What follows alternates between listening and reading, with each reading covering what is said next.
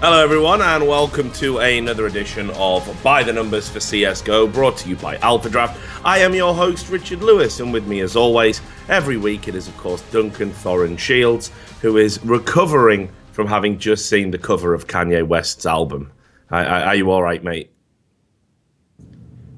I mean, here's all you need to say about that, right? It's on his Twitter now if you go there, everyone who's watching live. Basically, that's just proof that the real secret to modern art, right, isn't in the art. That's not the piece of art, right? Because they do whatever they want there. The secret of modern art is how you sell people that what you're doing is art. That's the art right there. How you can trick someone into thinking that, like, terrible typography like that and like a shit picture out of clip art is like, no, that's your album cover, mate. Because what you have to do is, you have to, when you tell them it, you have to maintain a dead, like, you look them dead in the eye, you don't flinch. Because they're waiting for you to like see if like you're nervous or if you were joking, and then when you don't flinch, right?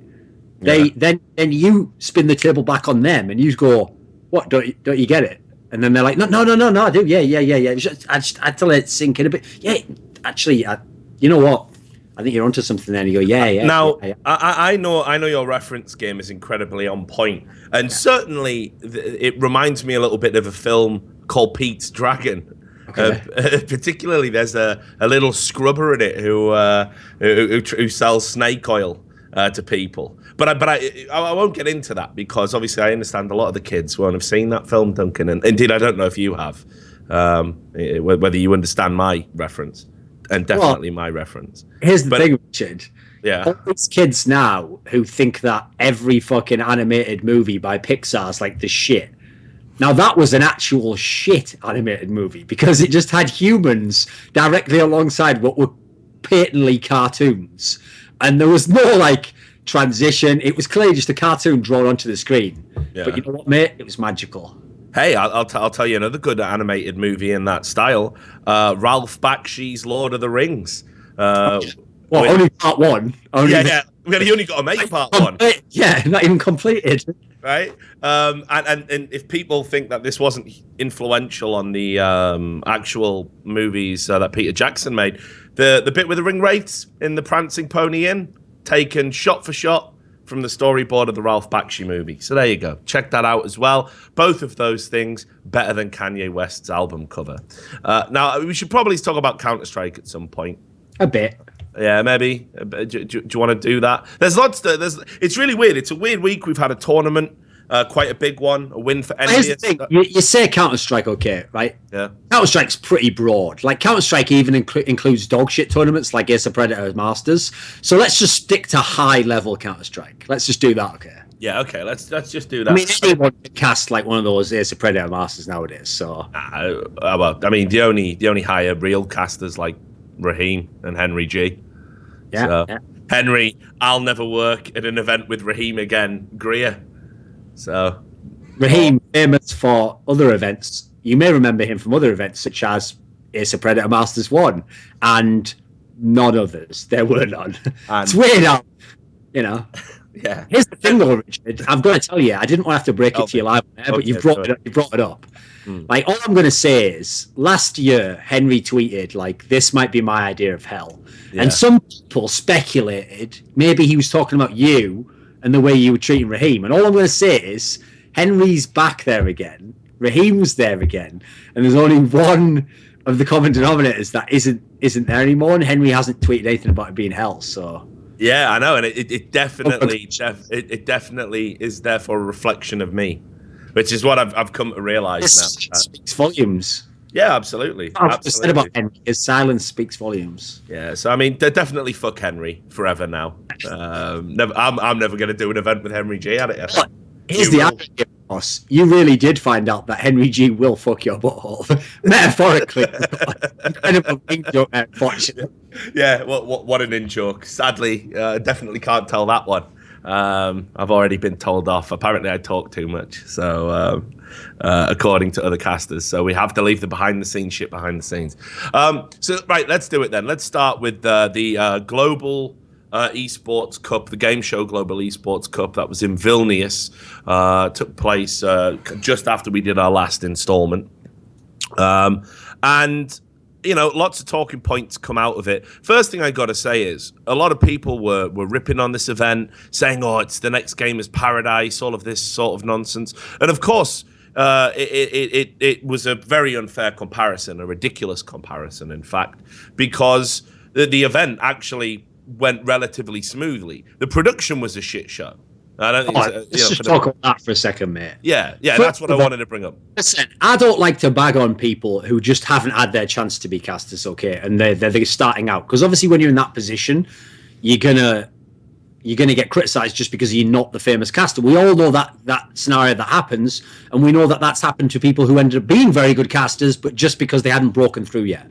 But the problem is, the only way I can see that you can reasonably offset that is you have to only bring a couple of those people in at a time. Like, you bring in one guy and you pair him with someone who will work well with him, who is the veteran guy, and it's a way to show off like the new person's talent. The problem that this event had from the get-go is that the casting lineup was tons of people who haven't done lots of big events. So it's not that they're all shit. It's just that almost everyone was like that. So immediately you were going to be going on the back foot because you had basically you had literally zero of the favorites that people want in all the positions. So it was already going to be an uphill struggle then. And then in terms of the production, like you say, Jesus, that was some bad production for an event this big. That's the key point to make for an event this big. Because you have to remember, the event itself had an awesome prize pool and really good teams there. So it's actually really sad to me how shit some of the production was. Because one of the ones that really killed me, okay, a lot of pro players you might have seen kept commenting on when they would do like the flyby through the site. That's annoying, but that's one thing. The one that I couldn't handle is, did you see what happened when they tried to do replays? It's like they were taking the replay from their own stream. So no joke, it looked like the replay went through like an N64 or something. Like it had like tearing and there was lines across the screen because they were taking from their own stream. So as a result, every replay looked utterly terrible and like was just really, really bad. So here's the dumb thing. If you do that and it's really bad, just stop doing the replays. Why would you then continue doing them, you know? Because you're just making a mockery out of yourself at that point in time, you know? Don't do what you can't do. Yeah. Well, Sam's just messaged. Apparently, your mic's peaking a little bit high. I don't know if it's Skype or if you've been recording one of your thoughts videos and used a different microphone or something. But I'll let you fix that. But yeah, I generally am inclined to give events that have poor production, especially on day one and day two. I'm almost inclined to give them a pass. Like what I think is unforgivable are delays. You know, like where it actually impacts on the players, the people in attendance, the spectators. I'll rightly condemn an event that has a lot of delays. On top of that, I also think, you know, I'm like you. I don't want to condemn events that don't have great talent or inexperienced talent. So for me, like, it didn't really rankle all that much. But it's like you say, this was a big event. There was $200,000 on the line. All the best teams are in. Well, most of the best teams are in attendance, and people want to see them and they want to watch them well. Things that stood out for me were some of the casting talent, and I won't name names because it's not fair to use the platform I have to sort of belittle someone else unless they're Raheem. Some of the casters were terrible. Yeah, obviously. They just were absolutely appalling. And, you know, I thought Metas was the, you know, best of a bad bunch in a way. The whole... To be fair to them, though, that's the thing. They weren't good. Like, they were in like a natural selection type where they shouldn't have been able to get to this event, you know. Like, maybe some of them will become good, but they haven't had the steps between. Like, they haven't done the other events to build up to get to this point where by the time you release them onto like an EnVyUs versus Astralis type match, they're already of that pedigree. So unfortunately, the ones who are not good anyway are going to naturally be more criticized, as they rightfully should be, because, I mean, at the end of the day, they were on camera, because they were doing matches that were too big for them and tournaments that are too big for them, you know. So, I mean, I think they were kind of in themselves in a catch-22 scenario, because obviously they're going to take the gig if they get offered it, but in a way they shouldn't be offered it, you know. Yeah, and you know, so like I understand they've got to take it, but like this is the argument, isn't it? People say, well, how will they get experience if they don't go to events and they don't do events? Well, when it comes to broadcasting, you don't want people getting on air experience. You don't. It's not like a football match where you put right. I've got to substitute them and bring them on. These people need to learn, you know, and on smaller scales, ideally privately, so nobody sees the fuck ups. And nobody sees how bad the broadcast is. And unfortunately, when you're actually putting talent out on air and giving them that experience and it's awful, then it just becomes an awful experience for everyone who watches it. So, but that said, the replay thing definitely stood out. It's like they had no concept of what a replay was for, which is to highlight a key component of a round very briefly so it doesn't interfere with the live action. The amount of times they actually missed like in-game kills and stuff because they ran a whole replay, sometimes a replay package where they showed like kills from like the entire half that had just gone before. And the game's live, by the way, and you're missing action. But hey, we've started the replay package now, so we've got to finish it. There was some really strange decisions. But it did get, what I will say is it did get progressively better as the tournament went on. And, you know, while it was, well, it started like 2006 eSports on day one. But, you know, by day 4 or whatever it was clearly up to 2012 standard. So, I mean, you've gained 6 years in 4 days, and I'm pretty sure they'll do better moving forward. Now, the big storylines coming out of the event, there were a few. I'm going to start at the bottom and work my way up. So naturally, I have to go to NA if I want to start at the bottom. And we'll start with CLG, which actually I thought they had a pretty solid tournament overall. I had no expectations of them doing particularly well in this, but they managed to take a map off EnVyUs.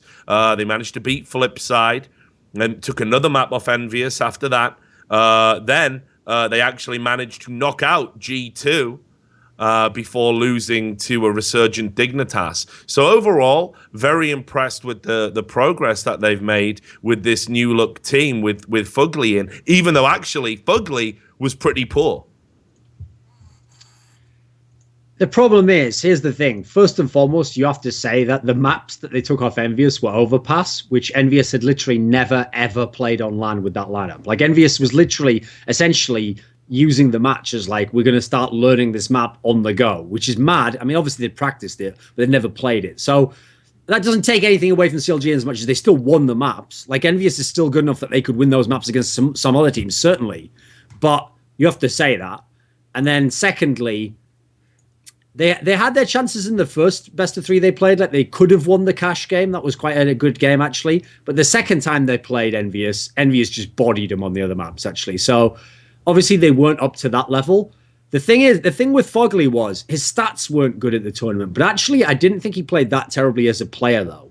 Yeah. Like, he did have a lot of scenarios where, like, they seem to have put him in like more of like a lurk role, and that actually seemed to work, or like lurk/support role, and that actually seemed to work all right. Like, he was decent at staying alive, like getting like a 2v3 situation into a 2v2 situation with a decent kill. So he did an okay job. Like, basically, I don't think he was like the problem in this tournament. In fact, I thought overall the team played all right. Yeah, I mean, they definitely did. I thought JDM did well up until sort of the crunch game against Dignitas, I think, where he went a little bit missing. But he sort of was good. He stamped his authority on the you know, kind of tournament and said, hey, look, you know, people might not talk about me now when we're talking about AWPers in America, because obviously, you know, Skadoodle's still up there, where everyone's on the Kusta hype train, rightfully so, in my opinion. Obviously, Simple's out there now. I guess he technically needs to be adopted as an NA. I'm sure NA fans will adopt him. If they're going to adopt Brazilians, they'll happily adopt a Ukrainian, no doubt about that. But I thought, you know, JDM had sort of become a little bit of the forgotten man, while CLG were kind of adrift in that, you know, we didn't know how the NA scene was going to end up. We didn't know. I still don't think we could quantify who's best in the NA scene right now. But I thought JDM gave a very good account of himself at this tournament. So I guess I asked the question, where do you put him at this particular moment in time as an NA AWPer? You know, whereabouts on the grand scheme of things? Here's the problem. When you talk about AWPers, you can't only count what they do with the AWP. Like, True. Obviously, that is the primary thing that they are doing.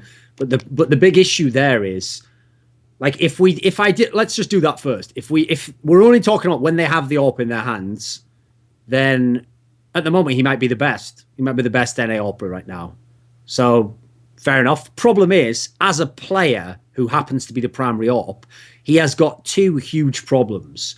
One is that he pretty much only gets kills with the AWP. Like he has to have the AWP to be effective. Now, I actually made this point on Twitter because I literally thought that HLTV.org's stat system was bugged, and I went to HLTV.org. Like, is there some mistake here? Because if you go to JDM's profile and you click on weapon statistics, so I'm doing it now, and I'm on LAN all-time weapon statistics. He has 995 AWP kills. Now, here's the problem, Richard. He has, let me just count it up.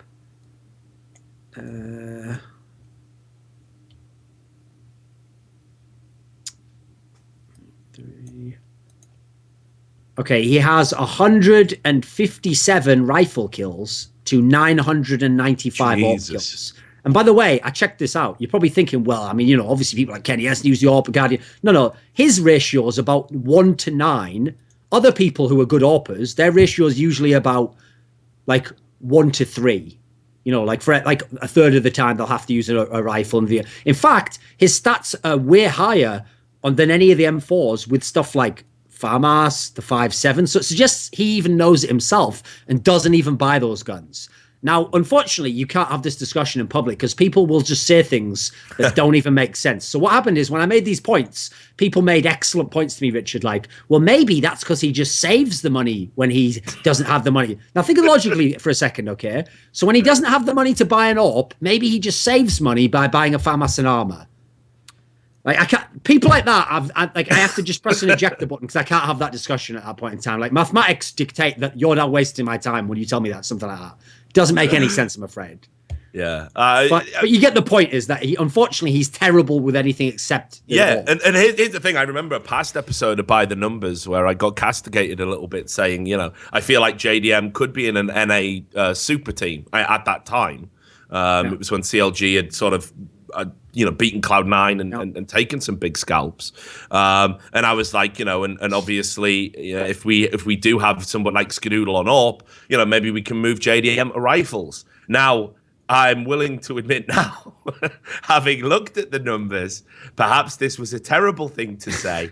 Perhaps this is the words of an idiot, a cretin, a moron. We all make mistakes, Rich. We all make mistakes. Yeah, I'm willing to admit that on air that was but here's the most thing. retarded thing I've ever said in my life. Here's the thing. I agree. He could be like a super team candidate in terms of the AWPer. Yeah, he'd be one you'd pick, especially because if the team does well, you're going to be able to go put the AWP in his hand, and this isn't a problem. But the reason why I think this is an issue is because even in this tournament, he started off super hot. He had that really great first series against EnVyUs, but he did cool off as the tournament went on, and obviously. Part of the reason why is because if he doesn't have the AWP in his hands, he just becomes way less effective. And again, unfortunately, this is such a complicated area because people will use the same logic. They'll go, yeah, but if Skadoodle doesn't have a AWP in his hands and if Kenny S doesn't, mate, Guardians still fucking get frags when he has an AK. When he has a very underrated pistol player, Guardian. Yeah, so like, come on, guys, let's not be ridiculous. Just because they're not as good as with the AWP doesn't mean they're dog shit. Whereas, let's be real, JDM isn't very good without the AWP, unfortunately. So listen, that's what he knows his bread and butter, and CLG knows his bread and butter. They know exactly how they're going to use him. But the problem is, here's the reason why it's an issue: is because he is the main carry for that team. The real problem that JDM has is that he plays with Taric, right? And Taric is notoriously average on LAN compared to how good he is in FPL and in online matches and against NA competition. He tears that shit up, and he is a very skilled player. It's funny, I always say this about Shroud, but at least Shroud shows like a decent showing online. Taric has so many LANs he's just missing. And unfortunately, if he came and he brought the firepower, the JDM thing wouldn't be as much of an issue. But at the moment, it's like so many games are on JDM's back that like he can't carry the whole game every time. It's not going to work for it because he hasn't got the complete game, you know. Yeah, now I'm actually glad you brought that up because it segues into the next point, which was I was going to say we've got to talk about Taric. Now, Lurpis made a tweet that it blew up obviously on Reddit, but it's a very astute observation, and that is that Taric was set to finish the tournament overall with a kill to death ratio of -40 in 15 or more maps. Yeah, he did finish -43. Yeah, which is terrible for your star player. I mean, absolutely. That's ludicrously bad, mate. That's ludicrous. Put it this way: Kenny S at the same tournament finished plus 100. Yeah, yeah. So think about the difference between the two. Like almost 150 frags. But here's what I want to ask you, because look, a lot of people might not know this, or maybe forgot about it, or maybe whatever. But do you remember that screenshot that got circulated, which was him talking a hot shot about the buyout for Cloud9, and they were negotiating a fee. Now Cloud9. I can verify that screenshot was genuine. I think Tarek tried to put out an obscure tweet trying to make out, oh, don't believe it, it's fake or whatever.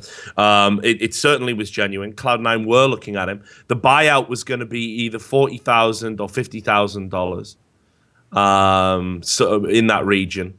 And Cloud9, I don't think were willing to pay that for Tarek. So the question is this: first of all, the fact that I think Tarek might have wanted to move, might have wanted to be in Cloud9. Could that be something that's impacting on his performance, impacting on his mentality? Second of all, do you think Cloud9 dodged a bullet? I mean, is picking up Stewie 2K, for example, for nothing, for gratis, or a nominal fee at least, better than, say, picking up Tarek for, 50,000? The problem is, like, I can see what you mean by that, as in, here's the thing. You could tell towards the end of the year, CLG themselves realized eventually what they'd been in denial of, which is what a lot of people have been saying, which is they're good team, solid team, but you've plateaued. Where do you go from here? Which player's going to get better? How's the team going to improve? All reasonable points to make. You could tell they themselves got to that point where they kind of understood this okay. The problem is that I think part of understanding that was when someone like Tarek gets an offer like to join Cloud9, that's the one for you. You think, right, well, if you go to Cloud9, things are going to be totally different. I'm going to be playing with Shroud and Skadoodle. This is my chance. When that doesn't happen, I definitely could agree that you'd be like a bit crestfallen. You'd be like, oh, yeah, okay, this is still like a good option, but I could have been in Cloud9. I get it that might affect your motivation. The problem is Tarek had a lot of these same kind of like issues in other terms. Obviously, it wasn't as bad as this. This was outrageously bad, but he's also been fairly underwhelming the majority of the time that CLG's been to these international lands. So I don't think that alone can be put down to blame for it. I do think a problem, though, has to be the fact that of all the teams who I think couldn't afford this circumstance to happen, where essentially the player has all but left and then sort of been drawn back in by his owner, like, actually, you can't leave, or rather, they won't pay enough money, and so you're going to have to stay in this team. I think of all the teams that couldn't handle that, this was the one, because this was the team that supposedly was based on friendship, and we're always going to keep this core together, and all that sort of shit. And also, if I had to speculate, when I look at how they've kind of given Tarek free reign, it feels like, to do what he wants within the team, I feel like that's where, if anything, resentment might be from the other people in the team. That it's like, come on, do we even let you do what you want? And like, you're just going to leave, and now we have to play with you again. Like, that's the problem I could see there. It's like, it would hurt the natural chemistry with the team. Well, I've never seen what the fuss about Tarek actually is. I've never, I know online he used to have, like a consistent 1.10. Like HLTV rating, which is good. Obviously, it's good. But when I can't think of a LAN that I've watched, an international LAN, where he's really stood out, and that's a problem for someone that's billed as a star player. I think he's another one of these American pug-style stars that's been ridiculously overhyped, way beyond what his talents are actually going to enable him to deliver on any given Sunday. I don't think he's a particularly good player. I've said it. No, his biggest problem, right? And unfortunately, Steele almost made this a meme, because Steele always called him like a peanut brain or something like that, right? And unfortunately, that just means every idiot out there who wants to bag on the person is like, oh, you're an idiot, moron, peanut brain. But in a way, I can see why Steele said it, because the way he plays is just like, he plays as every match as though it was FPL. And so what happens is, here's the difference. In FPL, when everyone else is playing like that, it's fine and it works okay. And if you have a bad game in FPL, who gives a shit? It's just an FPL game. You just queue up again, you win the next game. Problem is, in tournaments, what that means is he doesn't do well against top European teams, because if there's one thing you love if you're a real team with high-skilled players, it's when the person playing against you plays really undisciplined and takes aim duels all the time. Cool. That's why people like Virtus Pro, when they see NA teams, are like, This is going to be fun. How about you take Angels all day with Bialy at the fucking forklift on Cash or something? Like, he's going to bang your head off every time, isn't he? Like, that's what he wants you to do. Yeah. So as a result, what happens with Tarek is, in online games, especially if he's against lower level teams, he wrecks them.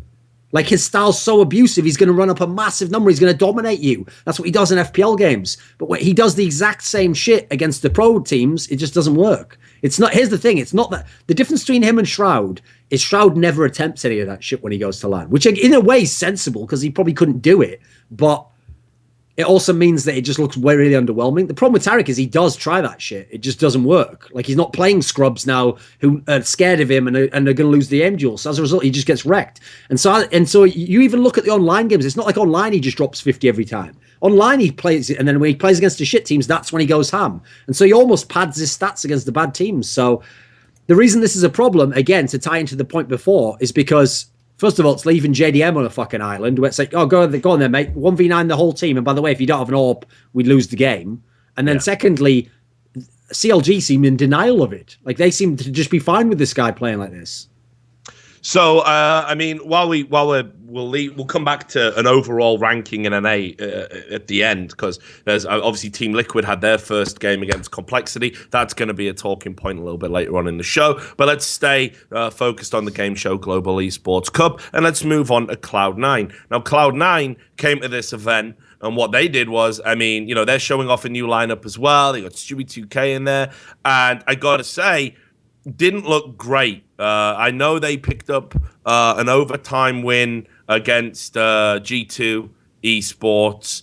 They obviously beat Method, the Russian guys, but that was far from comprehensive. There was a 16-14 on Cash in there against Method, which, you know, players that have no international LAN experience, really, certainly not in contrast to Cloud9, and it was a narrow win. By the way, like, here's the thing, just to make a point before you go off that. Every Cloud9 fan who does that logic, which is, by the way, there's something to it. Like, oh, we could have beaten G2 because it was like 16-13 on train. Okay, well, then you have to tell me that Method could have beaten Cloud9 then on the 16-14 map. You'll never do that, of course, because you're a fucking pleb fan, but that's what takes with one hand must give with the other.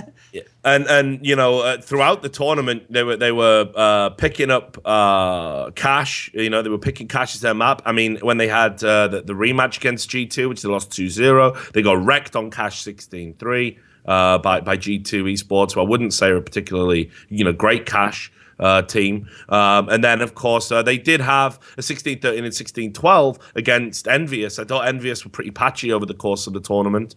But, you know, in the end, they went there and they only took 3 maps in total from all of their series that they played. So, the big talking points from this are Stewie 2K, who obviously didn't have a great first outing for Cloud9. I think that's fair to say. Didn't impress me at all. Tactically, I thought Cloud9 looked a little bit all over the place. Obviously, Nothing is the in-game leader now. It's a role I don't think he will ever be suited to. A lot of respect for Jordan as a professional. I don't think he has the requisite skill set to be an in-game leader. He cut a very frustrated shape whenever they were doing close-ups on him. He had his head in his hands a lot of the time when they were losing rounds. You know, like this, talking and mumbling when he was in over. You know, when they were taking timeouts or at half time. And realistically, none of the constituent parts that would make Cloud9 good really got firing on all cylinders. Shroud was passable. He was playing at an average level for a player of his tournament. Freakazoid just didn't get his entry fragging going to a particularly successful degree. And Skadoodle didn't really have any of those highlight reel moments that we associate with him. So it was a very, very, very flat Cloud9. I wasn't impressed. What were your take-home points about their outing here? You know, the big problem is, like, here's the thing. It's not like Stewie 2K showed that he's just shit and he'll never be a good player at this LAN. It was like his first proper international LAN, but he wasn't good. He was just okay. Like, in as much as he at least was playing more of like an entry style with Freakazoid, I'll give him credit. He had some games where he put up kills. His problem is they weren't like super high impact kills. They were just okay. I don't think here's the thing though. He definitely was not the main thing to blame at this LAN. Like, he was part of the problem. He wasn't the main part. Nothing himself played particularly poor. Like, had pretty much bad games across the board. And again, remember, that doesn't work to say, yeah, but he's the in-game leader. Well, you better be sick at in-game leading then, Annie. That's the way you balance that. Like, when you talk shit on the player because he doesn't do the fragging, it has to be balanced out by, like, the God beat Sean Guest type thing of, yeah, but look what a great job he did reading the team and doing that stuff. If you're not doing both, then you have to get a bit bashed in for that, unfortunately. Shroud did okay, but as we've already discussed in past episodes, unfortunately, in that team, Shroud's in, like, the ideal position, basically, to sort of pad the stats a little bit. And so that's not that great. And remember, all the people who love when people like a Kenny S or someone like that or Simple is the great player on the bad team, they're always like, it's easy to drop 30 when you've got shit teams and you're in 1v1 field. Well, let's see it then, Shroud. Anytime you want to show me how easy that is, it's not. It's very hard. You have to be a fantastic player. Shroud's okay. I don't see any problem with him.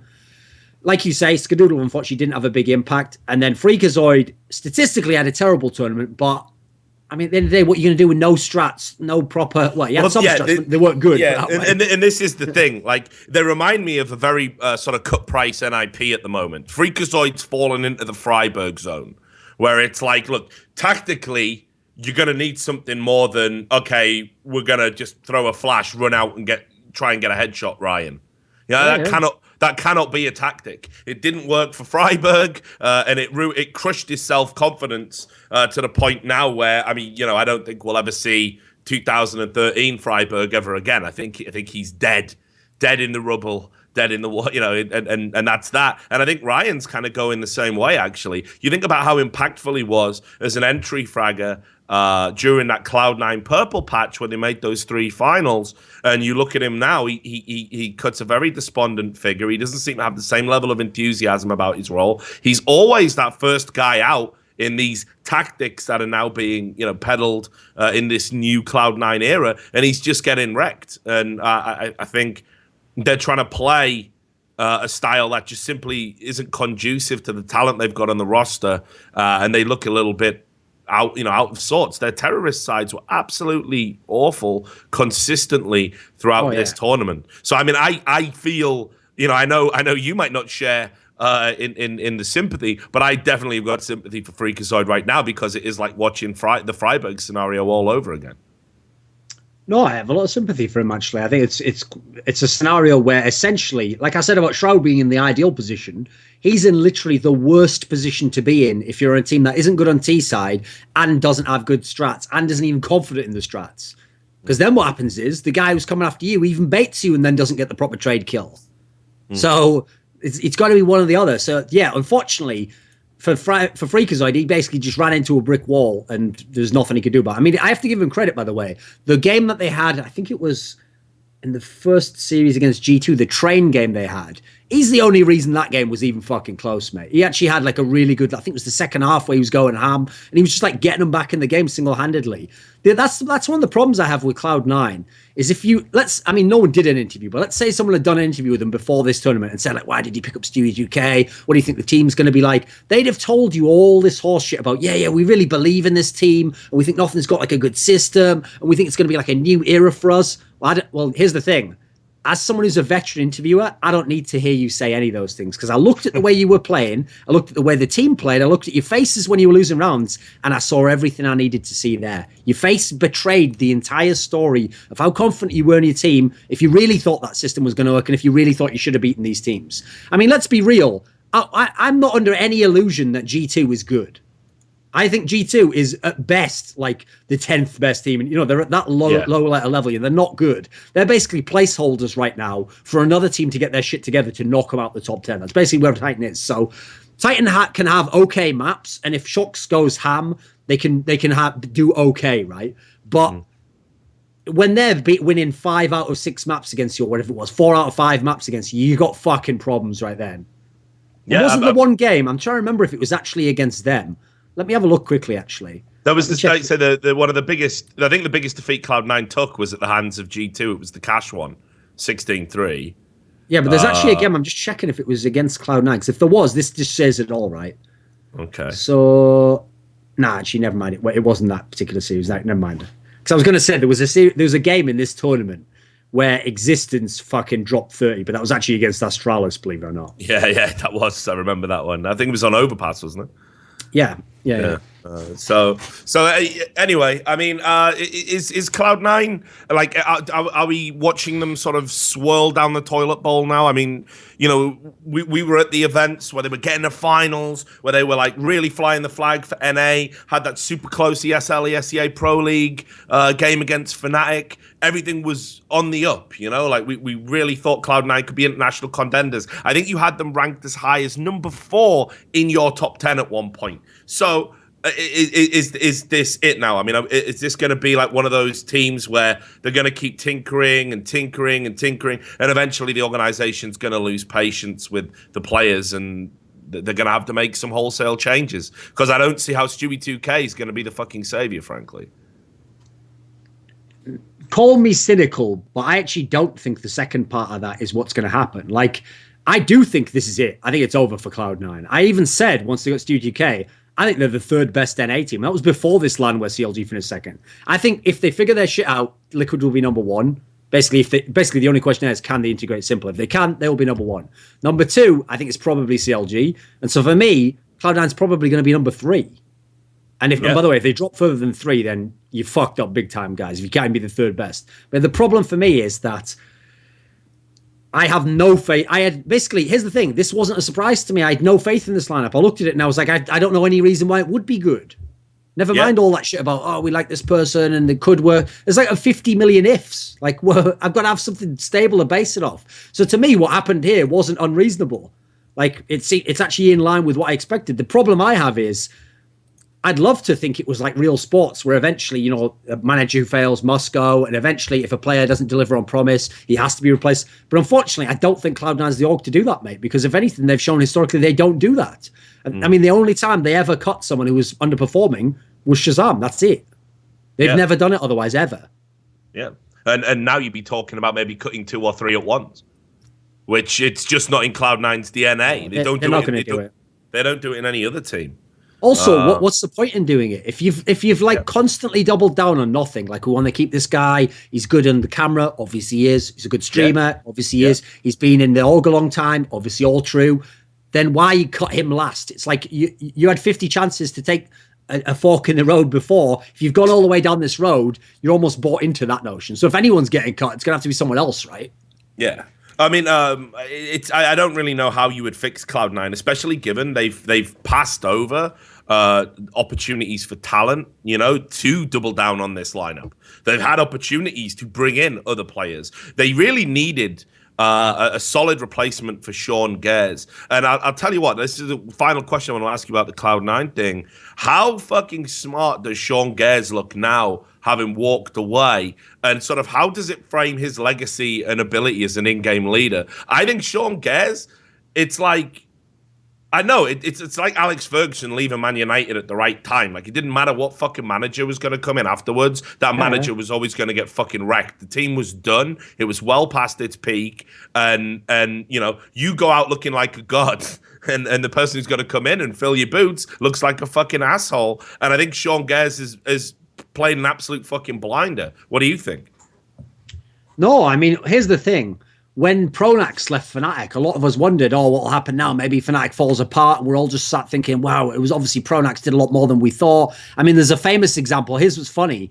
The exact same scenario obviously happened in League of Legends, where they had this player who was the shot caller, but himself, he wasn't a very good player, right? Called High.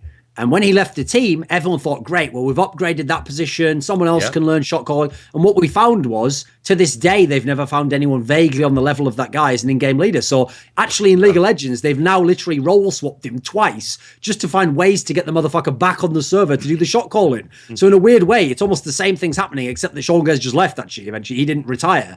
So no, I agree. It shows you the value that Sean Gares had in the lineup. But I also agree that, like, here's the thing, unless they had have managed to land a Pronax or a God B, I don't think anyone could have come in and had replicated what they had before, basically. Yeah, but God B was out there. God B's on NRG. I mean, Pronax is still floating, with that Swedish lineup, which we know can't compete internationally. So... And by that I mean literally, not that they're not good enough. I mean, they won't be able to travel to America without 5. So what's the what's the solution here? Like, I mean, should they have just gone for an in-game leader rather than this young buck? I think they've got the fucking aim potential in the team. I think they've got the fragging potential in the team. If Shroud can get his shit together and Ryan can get back to doing what he used to do so well, I think it's the directionless tactics. I think it's the terrible T sides that are going to kill fucking Cloud9. They simply can't compete.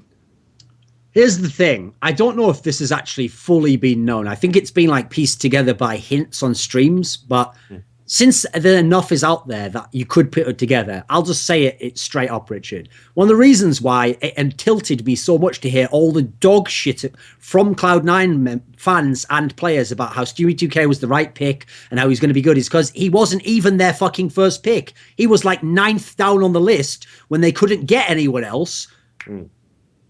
Basically, they asked all these people we're talking about. They tried to get all the people that actually we would recommend if we had a list on paper. Problem is, they all had reasons not to do it. Pronax wasn't going to join anyone who was in North America, unfortunately. I tried to set all that shit up, get him in contact with a lot of people. He didn't want to do it. He wanted to make this friends team. And obviously, he himself underestimated the value of having fucking good players in the team. So he went the other way on that one, where people usually underestimate the leader. He underestimated having people who can actually aim a fucking crosshair on people's heads. Doesn't matter if you stood in the right place if you can't kill people with the gun, believe it or not. So there's that one. Secondly, God B ruined it for himself because for some reason he kept saying, like, first of all, everyone wanted him as a coach. And if he wanted to be a coach, he could be on some fantastic teams right now. He didn't want to be a coach. He wanted to be a player. Okay, well, as a player, I guess we still want you. You're a brilliant in-game leader. No, if I come, you have to bring Legija with you as well. Why the fuck would I bring Legija with me? Do I want to lose? No, I don't actually. Except for fucking energy. Okay, brilliant, yeah. Well, it's one of, I don't get that as well. It's like, okay, if you basically wanted an Eastern European version of God B, you'd go for Legia, right? So them two pairing up is ridiculous. It's ridiculous. Except for this part, Rich, is that with God B, you go, well, shit player, brilliant in-game leader, long history of being a great in-game leader. And then with Legija, you go, you're shit, mate. And he goes, no, but I'm actually brilliant in-game. Well, where's the history of that? Where's there any proof? I'll show you soon. Yeah, but you're not actually even the in-game leader now.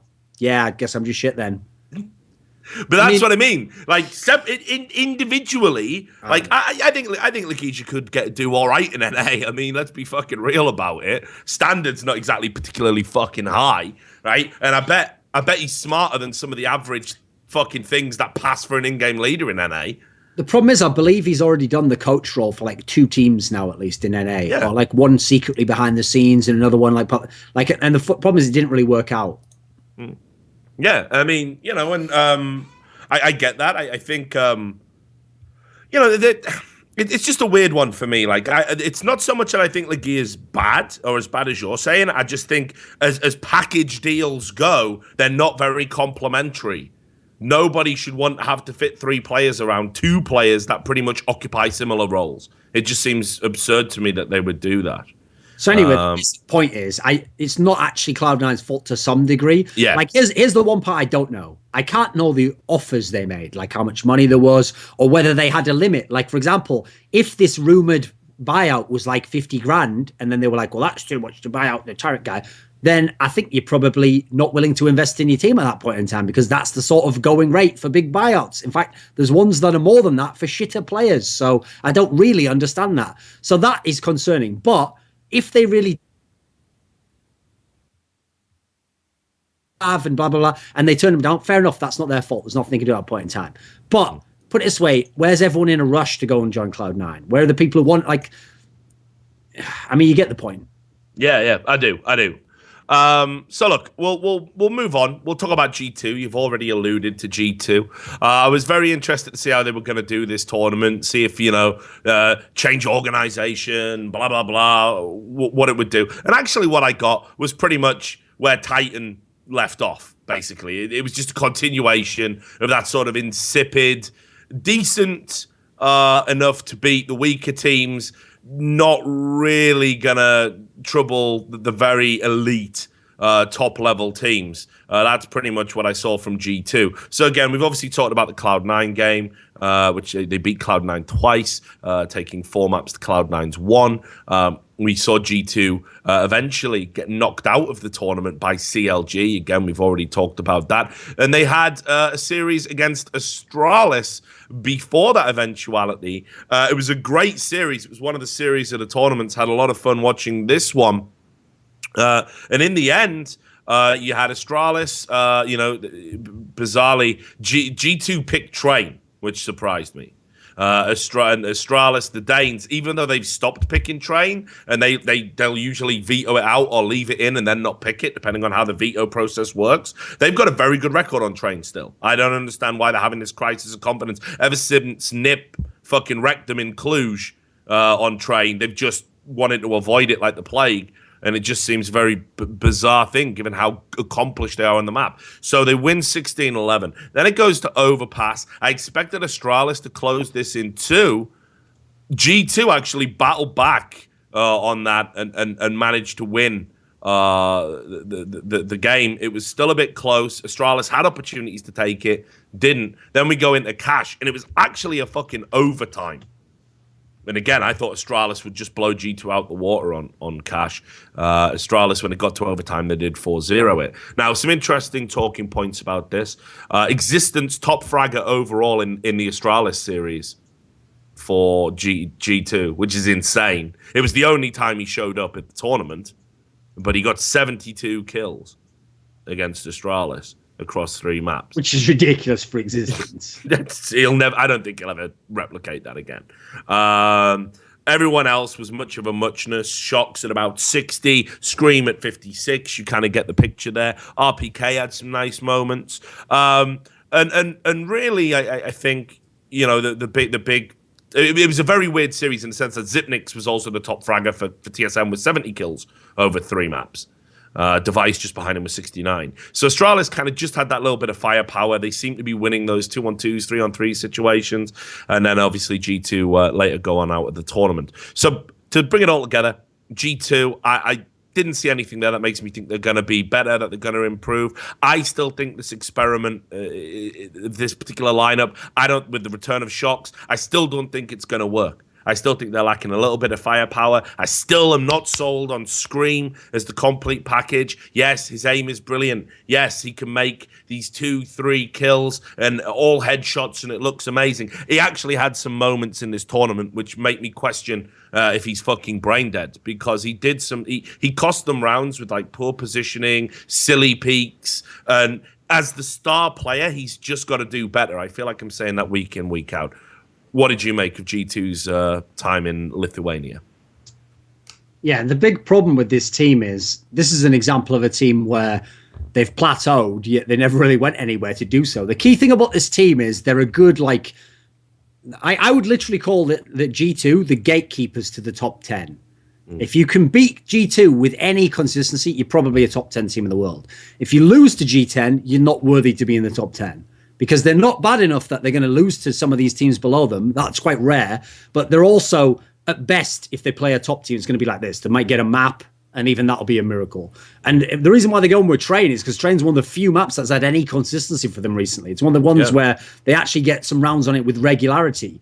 But unfortunately, the rest of their map pool's an absolute, well, no pun, obviously, it's absolute train wreck. The rest of it, they've got no consistency across the rest. Like, sometimes they're good on cash, sometimes they shit on cash. Sometimes they can play Inferno. They beat Fnatic on that at the fucking gate at the Star Ladder. Then they can get bodied on Inferno. So it doesn't really always make sense.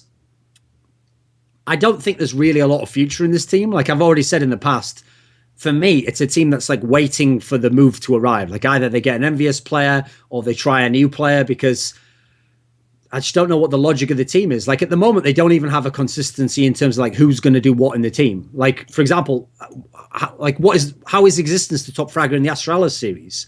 This team should be one where Shocks goes ham or you lose the game. Whereas what's weird is at the moment, it's just across the board. And unfortunately, Scream's just a waste of time. Like, I don't know what else you want me to say. It's just a waste of time.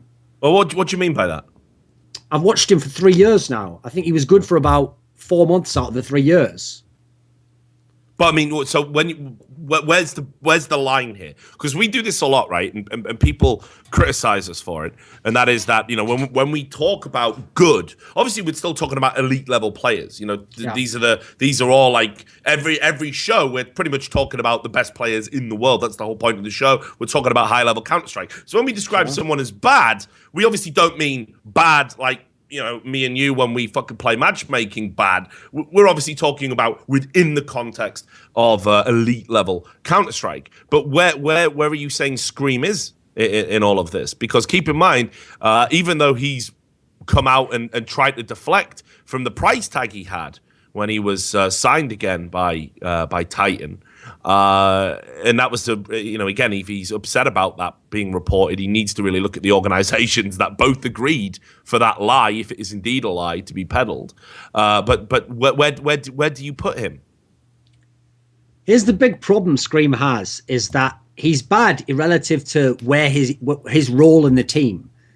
In this team, the G2 lineup, so the G2 lineup is Shocks, RPK, Smiths, Existence, Scream. Only one of these players has ever been a true star player in CSGO. Bearing in mind, RPK was only in the tournament, in the fucking team for 4 tournaments initially. So I don't really count that period, okay? So the only one who's been a legit star player was Shocks. Scream, even when very games were at their best, was a bit inconsistent and usually ended up being more like the third guy down. It would be more like Shocks and NBK would be the really sick ones. And then Scream, if he occasionally contributed a game, he puts you over the top. If he doesn't, maybe you win the game with great tactics and the other two can frag anyway. The problem is, in this G2 lineup, Scream is the Taric, basically, of G2. He must be one of the 2 best players in this team consistently for G2 to be a good team. He isn't, and he's very much like a Taric, in as much, except obviously at least he has better land stats, in as much as he can get kills, but they're not that impactful, and he's not usually winning you the map or winning you the round or winning you the game.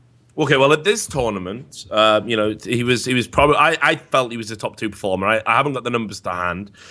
He had a plus 47 overall at the LAN.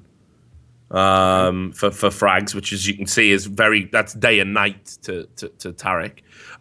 So look, I agree with you, because I have such high expectations of him. I was there watching this game when everyone was like, Scream is the best aimer in the world right now. Everybody was so hyped about what this player was going to go on to achieve. I think he takes silly duels. I think he's still dedicated to this tap style and hasn't really embraced spraying. I don't think he's ever going to do that. And I think his positioning and sort of reading of where to be on after plant situations, for example, is fucking terrible for a high level player. But I mean, that said, are we not giving him too much shit?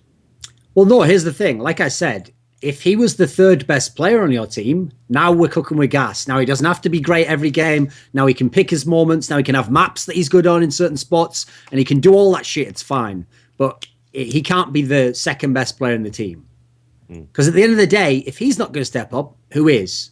Existence, RPK, or Smiths? Well, at the moment, RPK is just a non-entity. He's just okay. He's like a bot, but in the sense that he just does predictable things, and he plays to the level of the bot, whatever accuracy setting you've got on it. So he's not bad. He's just a bot.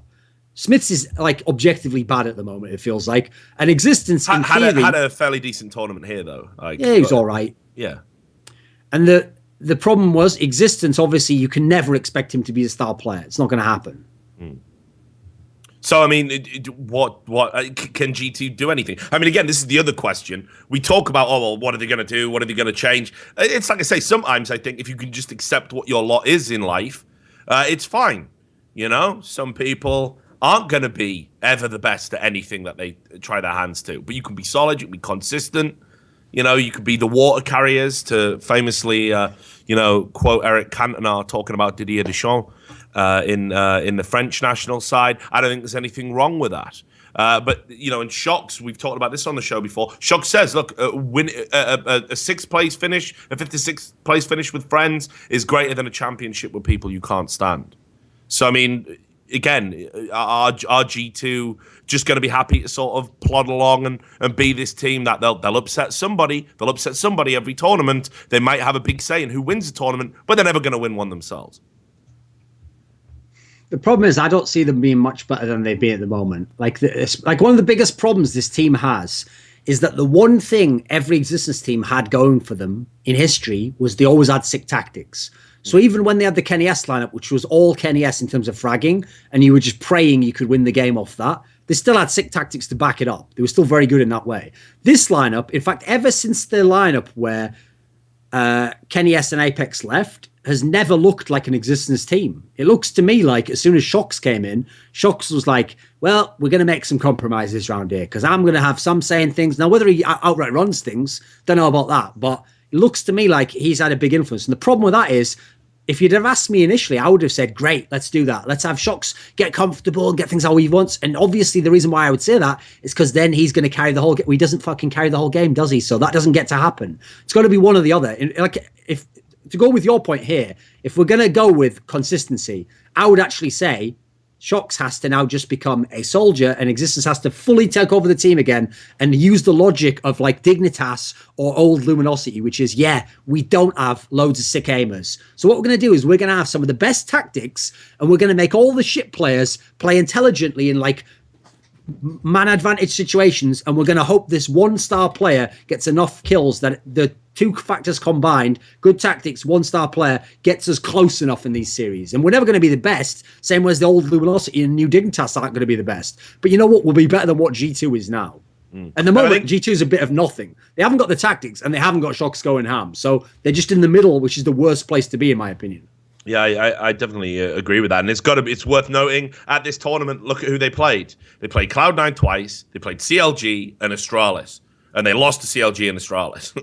So I mean, it's while their overall finish might look decent on paper, actually when you contextualize it, it's not that great a run at all. Agreed. So the next talking point, Dignitas. You made a video about this called the MSL Effect. Obviously, recommend everybody checks that out because Duncan needs his Skrilla. I'm getting a little bit sick of every arsehole on YouTube going, why he wear a coat? Like, please, can you just do a video without a coat just once, just so I don't. Got loads, mate. Whenever I go away.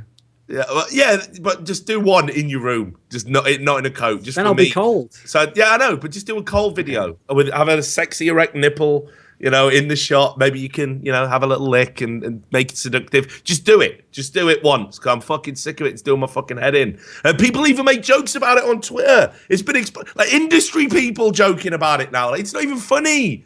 Just look, it's global warming happening, by the way. And these all climate change deniers where it's like, yeah, Duncan, fucking blaze that fucking energy. Blaze that radiator 420. Fucking do it. Who gives a fuck? Fuck the planet. Let's burn all the electricity. No one's saying it's actually nice of Duncan to conserve the planet's limited resources by wearing a big coat. People don't realise you're actually saving mankind. Yeah, exactly. They just That's don't what I've think, always thought. Fucking arseholes. Anyway, so yeah, Dignitas, the MSL Effect. So let's talk about this. Now, this Dignitas lineup, when it came together, and I think we were in agreement on this, I was like, that's pretty under-fucking-whelming. Like Rubinho, I thought was maybe like the kind of cast off from that Copenhagen Wolves team. He was one of those defensive style AWPers. I was never really blown away by him. He can be consistent. He can be above consistent, but didn't really sell it to me. I thought Config was a risk. And I looked at the players that were going out the door, and I thought Dignitas have had a massive fucking downgrade here. And all of a sudden, it puts more pressure on those young, slender shoulders of Kierby, and we know he's not up to that. We know he's very rarely up to that. When the pressure's on, he wilts. That said, this tournament, they're fucking amazing. They're absolutely amazing from nowhere. So let's talk about this. They beasted Flipside. That's not much of anything to talk about. 2-0 over EnVyUs. Again, great series to watch. Dignitas just came out the traps and then beat CLG, made it to the final. EnVyUs right at the day one wrong. And 3-0'd them in the final. Again, a little bit of pressure getting to them. But here's something that I want to remind people of. On this show, I said I didn't think that they had a particularly solid AWPer, and I thought Rubinho was one of those players who he can AWP, never really looks entirely comfortable with it, but he can rifle as well. MSL, I was saying, was the guy that should probably do a bit more open because he's not great with any gun particularly, and he is the in-game leader. He started doing that more. Really seems to have worked. The tactics look on point, and guys like Config are actually and Rabinho, it's got to be said. Great tournaments, looking like super strong pickups here. So why did things go so right for Dignitas at this tournament? And is this going to be something that we're going to see moving forward? Are Dignitas now genuine top 10, top 8, dare I even say top 6 contenders? I mean, they're certainly top 10. Like I had them at number 10 anyway, just on the strength of the DreamHack Leipzig run. But I mean, it's obviously clear they've added to that with this performance. So they're definitely top 10. The thing is, the reason why I put a lot of it down to tactics is, first of all, I was looking at the broader view. Like I looked at the exact same lineup, well, not this one, but they had the exact same scenario that happened with TSM. Exactly identical, which is 4 men and Fetish. Fetish leaves, in-game leader comes in, Carrigan, team gets way better. Dignitas lineup, 4 people and Fetish. Fetish leaves, MSL comes in, team gets better. Same scenario happens. And so you can see there's a tactical aspect to it. Secondly, you look at all the great performances they've had. Not that many, admittedly. I'm saying all of them, as in like all of them that actually happened. Not like look at the immense amount of them. But you look at all the good performances they've had, and it's not one person carrying. Like, for example, Kirby went ham at DreamHack Leipzig. He had a really great tournament. Actually, he wasn't even that ham at this tournament. He was just okay. If anything, he was closer to what he was before. Just an okay player who did okay. Had the odd match that was good. This tournament, it was the new guys who were doing really well. Particularly Config was going obviously mental. Well, he didn't go that crazy at Leipzig. So when a scenario like that happens, yes, obviously individual performances are having something to do with it. But that suggests to me that the team aspect works pretty well there, actually. Because normally, if it's usually just someone going ham, you'll see some consistency in the person going ham. Whereas almost every good result they've had in the last 6 to 9 months, it's never almost been the same person going crazy, except when it was really, really bad, and then it was only AZ was doing well. Because actually, like you say, the AWPer now is MSL, and he's not a good player. He's the worst player in the whole team, quite clearly. But one thing I'll give him credit for is one of the reasons why it's funny that so few teams ever have the in-game leader as an AWPer, because actually if you're not going to be a star player with an AWPer, an in-game leader can be decent with it because he can use it for information and he can use it to like hold one specific angle. And so the difference is, as you saw with Sean Gares in the past, they at least can use the AWP in like a utility manner, which you don't normally see people use it for. So I guess of the people in the team, it makes most sense to have him do it. And at the moment, you add in some decent tactics, you add in some very, very manageable, okay AWPing, and then it's basically down to which one of them will go ham. Will it be Config? Will it be Kirby? If one of them does, that's at the moment enough for them to get wins here. They can have maps. I mean, winning against EnVyUs obviously took EnVyUs' help as well, but that was a great performance there. I mean, by the way, if you can beat EnVyUs 2-0 and the maps are Cobblestone and Inferno, you're fucking ballers. Like those are the 2 best maps of EnVyUs. So that's pretty legit right there. Mm. What about just overall sort of Kirby? We're always on Kirby watch in Dignitas. I kind of felt in the final he went missing again. Yeah, he wilted in the final. He was shook in that game. Here's the thing. The reason why I didn't say he was bad in this tournament, DreamHack Leipzig, he was crazy. He was really, really good in that tournament. In this tournament, it's more like the fragging was good. That was good. Like that was more consistent than I usually see from them. So I like that aspect. But basically, once it got to the big match, which was the final, then he just wasn't there whatsoever. Whereas unfortunately, that was where they were. By the way, they had no win. They were never going to win that final. But they could have definitely given a better accounting for themselves and had a map that was close or stolen one. And he just didn't do anything in the final. So I still think it's a good upward trend. Like it's still at least 2 tournaments, like one very good, one pretty good. He's going somewhere, which it looked like he never was, because he's the sort of player where they don't gradually improve. They either figure it out and like their Device style and they stop joking, except Device is obviously a much better version, or they just never figure it out and they always stay in that sort of purgatory realm where they never quite get to the level they should be at. So it does look like he's turned the corner a little bit.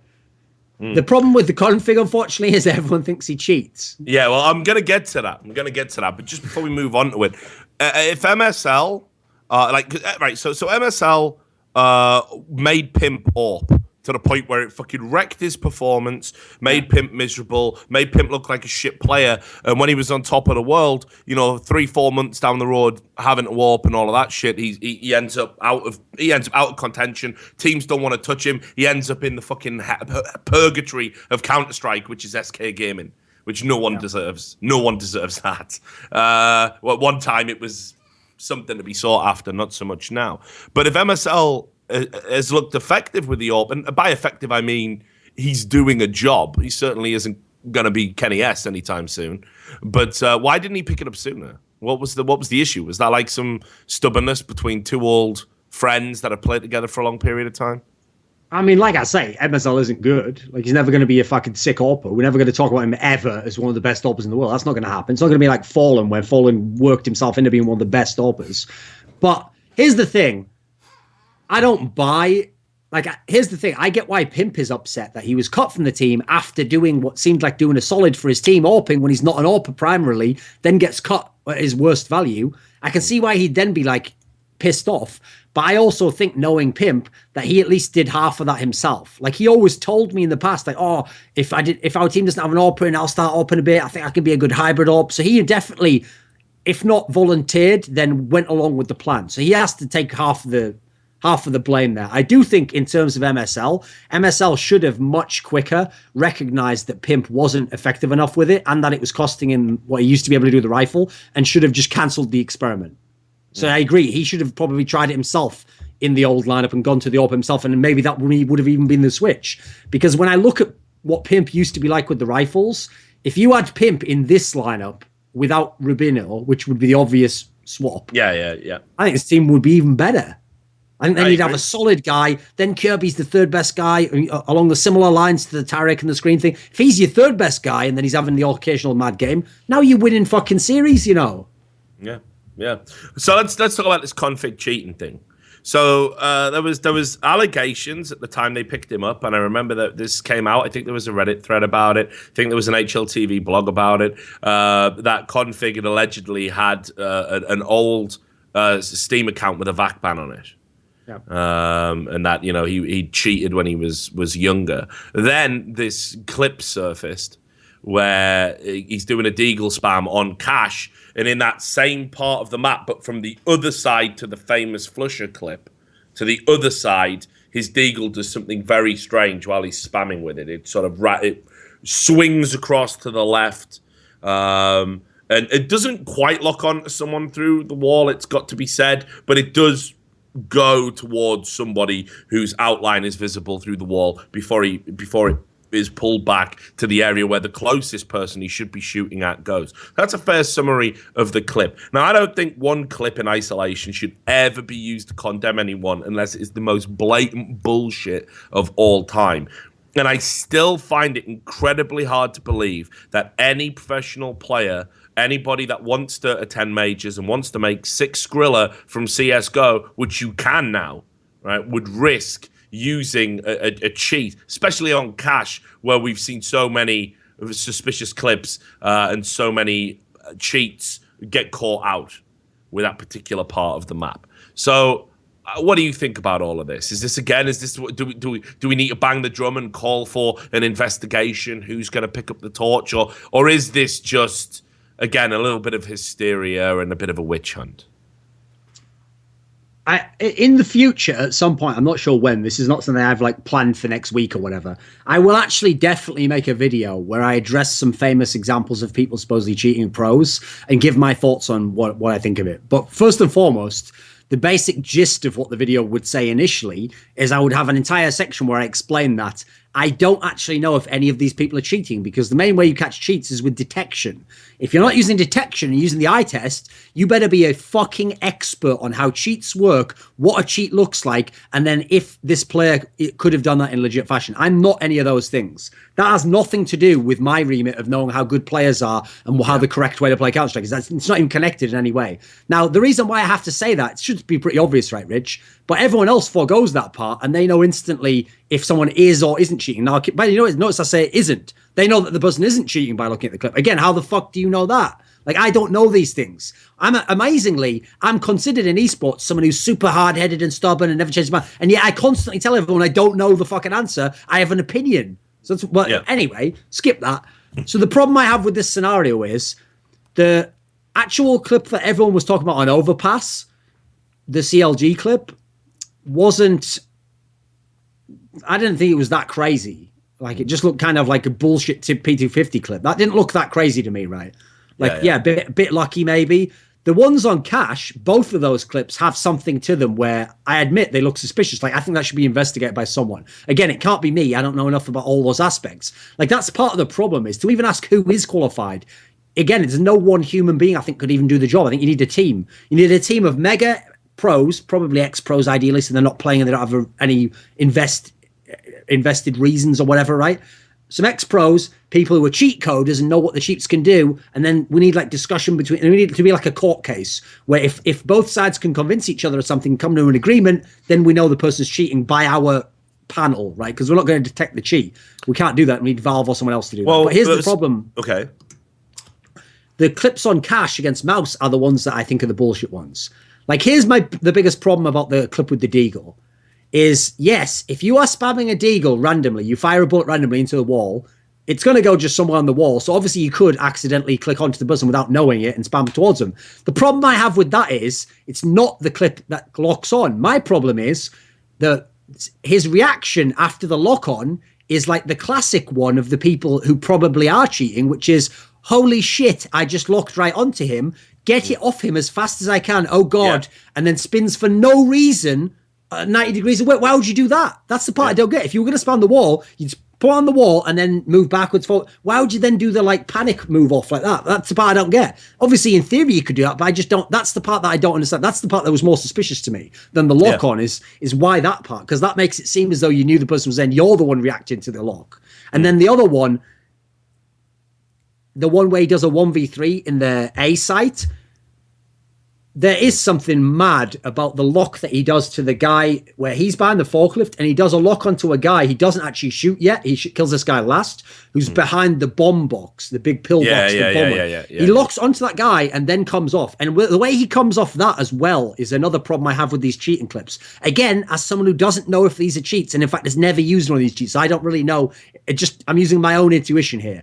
But the way he pulls off that as well is another classic thing that it feels like the people in the cheat clips always do, which is the first one locks on like this, and then the second one comes off in a super weak manner, like, shit, better get it. Oh, there we go. I just go slightly off now. It always feels like they lock on, then quickly comes off a little bit. Like it's the two motions never feel the same. Yet they're always telling us that what they were actually doing was mouse movements. So you think there'd be some conformity to that, like one big mouse movement, one small mouse. It never feels like the same speed and the same pacing. So I'm not saying the person cheats. I'm just saying these clips are suspicious enough where, yeah, I'd like it if someone could look into it. Can't be me, unfortunately. I'm not an expert.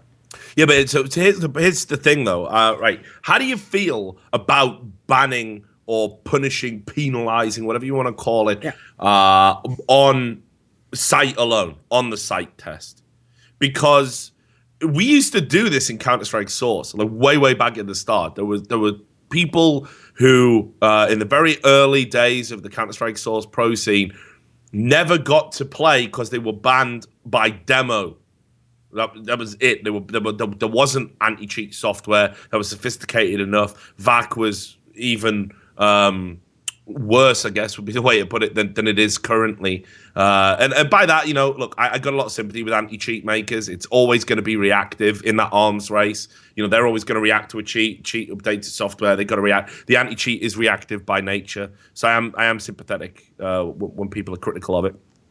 But we had whole players anyway who were just like, look, the demo's bullshit. It speaks for itself. You are bullshit.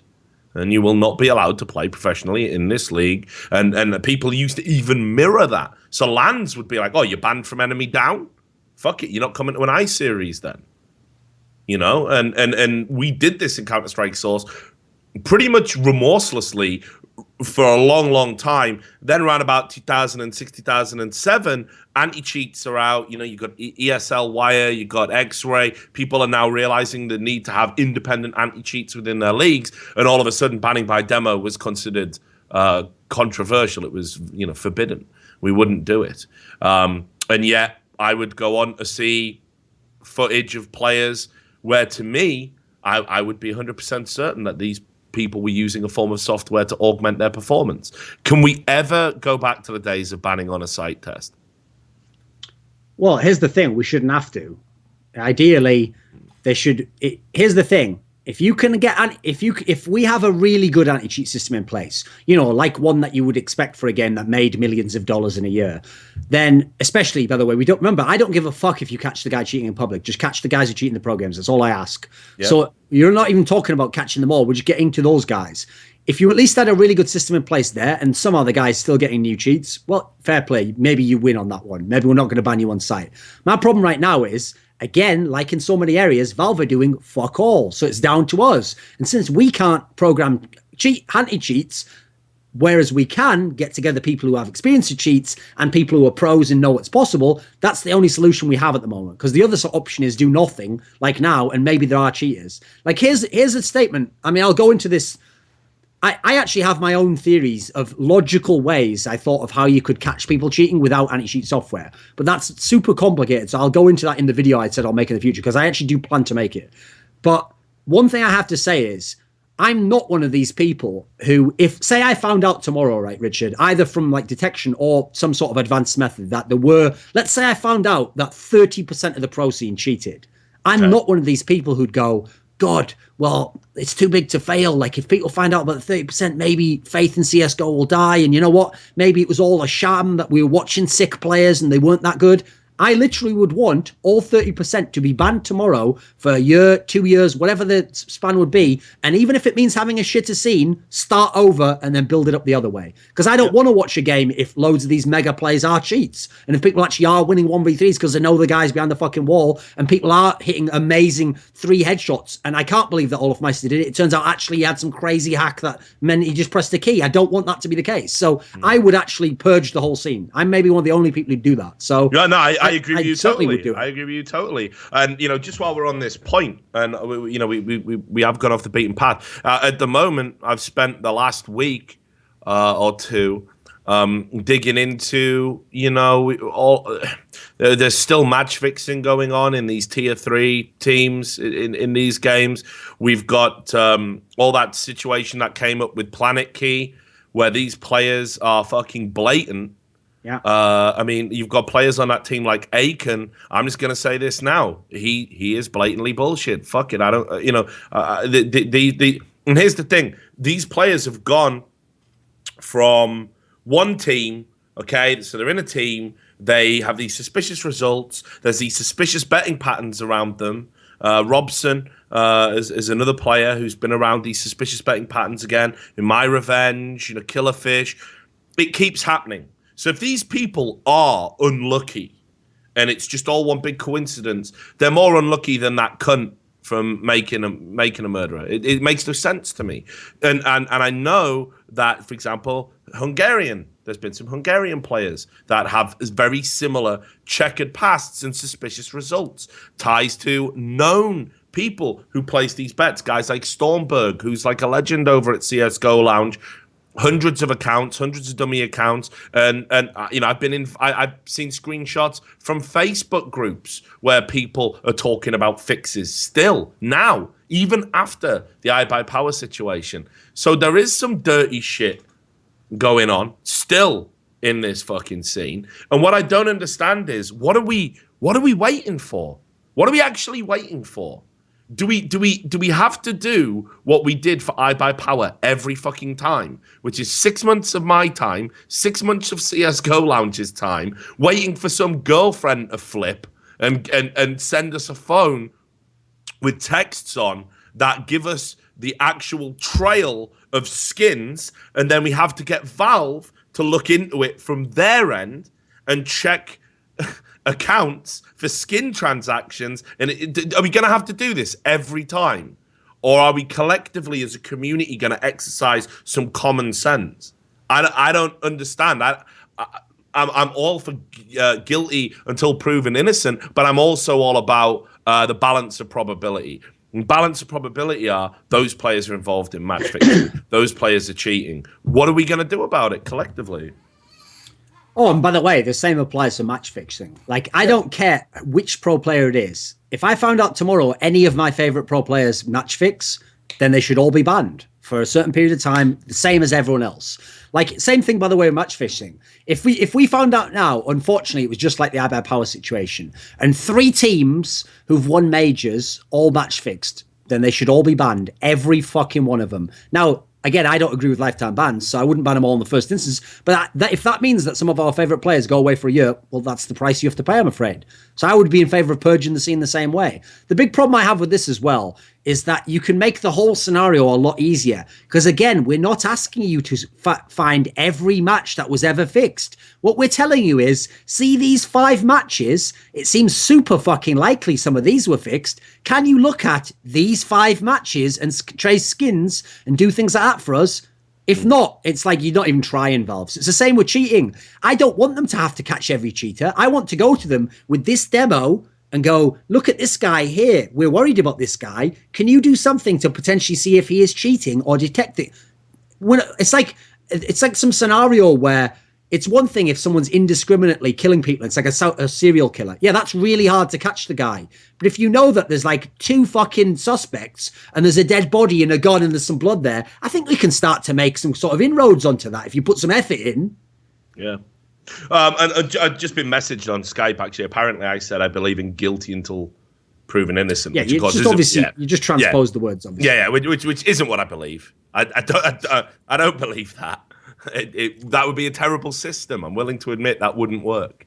It wouldn't be very pleasurable for the people that had to exist in such a system. But I think what we can definitely agree is right now there are things in the scene that need an investigatory body. You cannot keep putting it on journalists or random people from the community. We've got to either come together. Tournament organizers, by the way, they can make independent decisions. Why don't they? Why are those German guys being allowed to enter into online tournaments? Just fuck them. Just say no. Even if they're innocent, just say no. It's so highly unlikely that these guys aren't involved in fucking serial bullshit. But like I say, if they're unlucky, and that's the drama that follows them every time, don't invite them. Why risk it? It just seems crazy to me. You know, let them cry about it on 99 Damage or whatever fucking forums they're gonna go cry into. But let's just push them the fuck out. I'm sick of seeing these people. You know, 'cause I actually. Look, people cry about like the whole gambling thing. I've always been for gambling in esports and gambling in general. I think Americans are fucking puritanical about it. I think we need to legalize gambling in America. I think as soon as we do, we have unprecedented levels of Skrilla. That would definitely take esports to the next level. It would be a good thing. If you're talking about investment in esports, if we can get gambling fucking legalized, you're going to see money like never before rain in this. And yes, there'll be corruption and all sorts of other problems we'll need to tackle. But it'll be good for us. But what I do not understand is like how a tournament can say, okay, we're going to put our games on CSGO Lounge and we're going to invite people that on 4 fucking separate occasions have been linked with matches that ended very suspiciously, had suspicious betting patterns, right, from accounts that had never bet before that have a 100% betting accuracy on this fucking team. And there's 100 of them, all from the same IP. What we are going to let these people rip off bettors effectively because, you know, it's not a big, it's retarded. Do not invite these people. There is literally no reason to have them in a tournament. They don't bring anything to the tournament except suspicion. And I think they make a mockery of the fucking game. I like to see people just be like, get the fuck out. Sorry, you had your chance. Hope those $400 of skins you made from fixing a fucking game were good for you. You're never going to get another scrap from this dinner table again. Go fuck yourself. Because they're the people that I would probably advocate lifetime bans for. Because they've done it serially, relentlessly. They've done it, you know, they've shown absolutely no remorse. They just don't give a fuck. They're cheating and using the cheats to secure the results of the matches that they're fixing. That's got to be life. I'm not for lifetime bans, but these are exceptional fucking circumstances. Anyway, back to the tournament. Let's wrap this fucking tournament talk up. and we'll do a news hit. So I'm going to gloss over Astralis's performance. Obviously, they got third. They beat CLG in the third and fourth playoff place. But I did want to just ask a quick question. Device, he's had a little bit of a slump lately. We talked about him at the end of 2015, maybe overtaking Olaf Meister as the best player in the world. He had a little bit of a slump since then. Is he back to his best, or is he still below the Device standards we'd expect? He was better at this tournament, but obviously, in general, this tournament was lower quality. Like, unfortunately, when you look at this tournament field, Astralis is supposed to be in the final of this tournament. Now, I'll give them a bit of credit here. They would have been in the final, but they got fucked by EnVyUs dicking around, coming second in their group. Remember, if EnVyUs finishes first place there, Astralis plays against fucking Dignitas in the semis and gets to the final. So it would have been as expected they'd lose in the final to EnVyUs. So the Device was okay. Yeah, he was still pretty good. His problem is more that the consistency isn't there event to event. Like, obviously, he didn't have such a great tournament at the game show. So, Starladder, rather. So I don't think he's back to the level of when he was super, super good.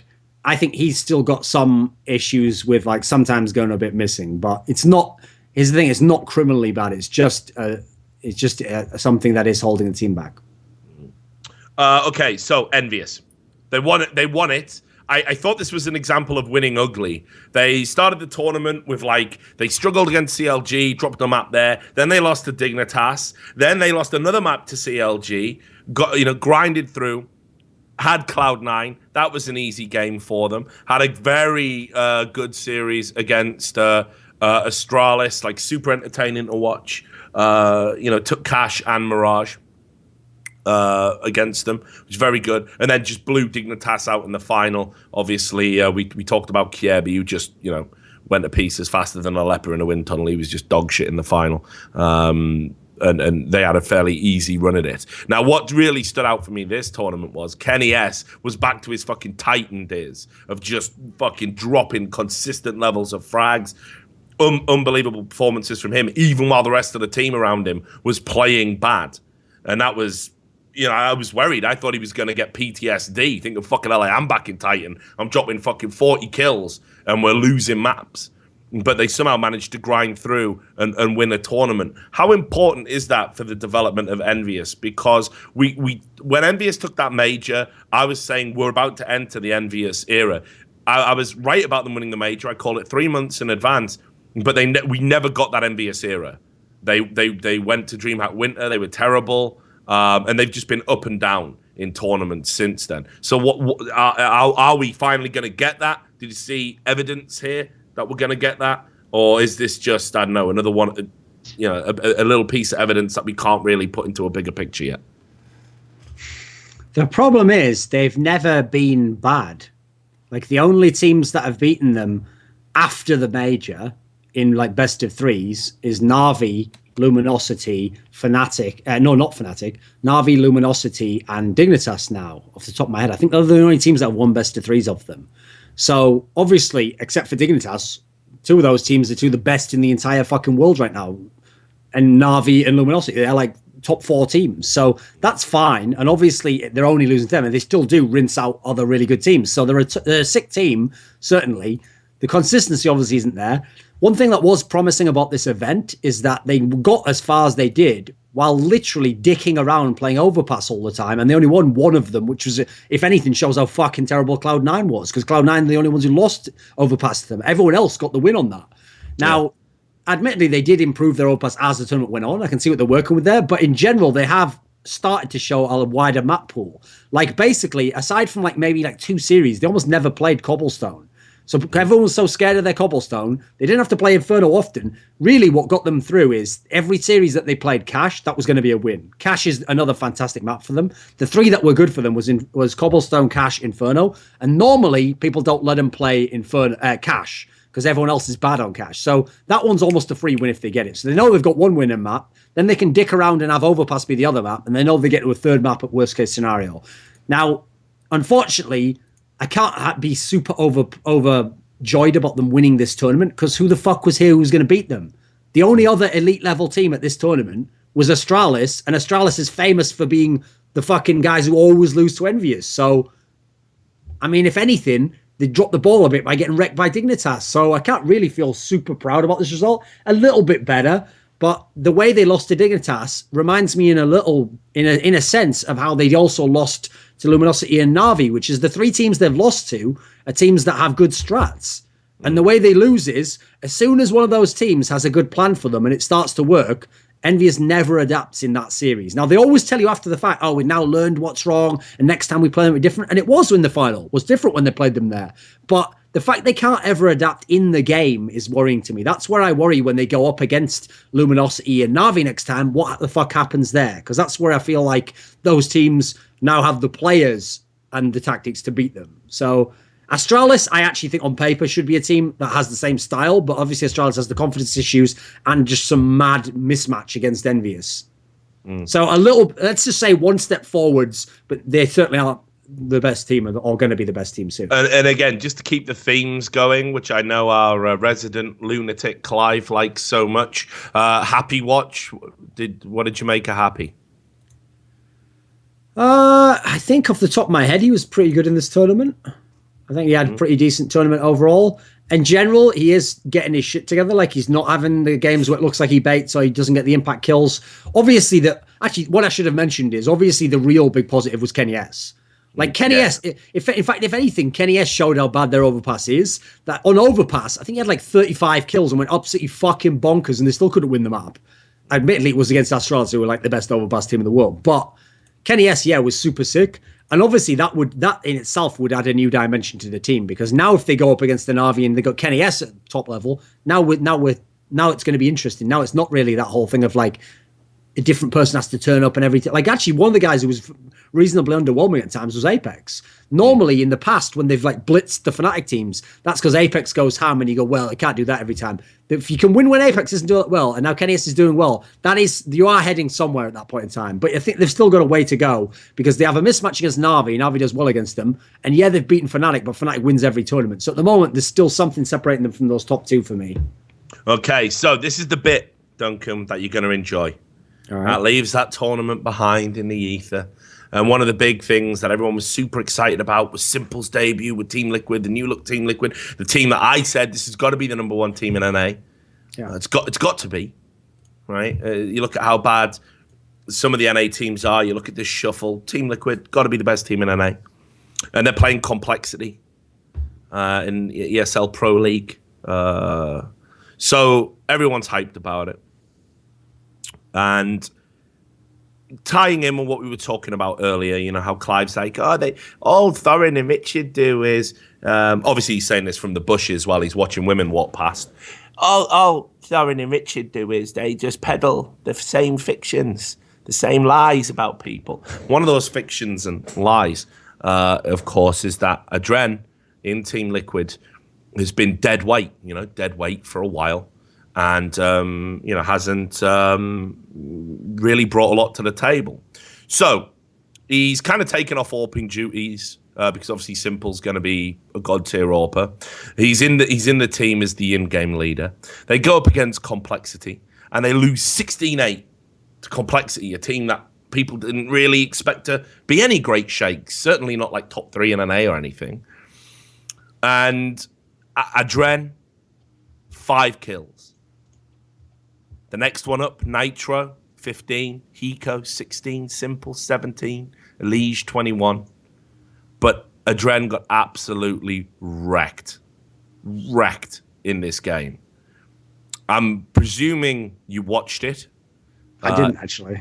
Oh, well, it's you. I think you'll enjoy it for some reason, Duncan. Okay. But just looking at the statistics of it all, at this point, are we kind of justified? Look, I don't want to make Eric feel bad or anything by this, but it's been clear for a long time now that he isn't going to cut it as an AWPer at this level. He hasn't. They've got a good AWPer now. I don't see what he's bringing to the team tactically that's so good, because they don't look like a great tactical side. You never watch Team Liquid and think, ooh, look at that. That's amazing.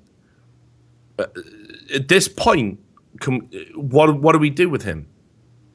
Do we move him to coach? Do we just drop him?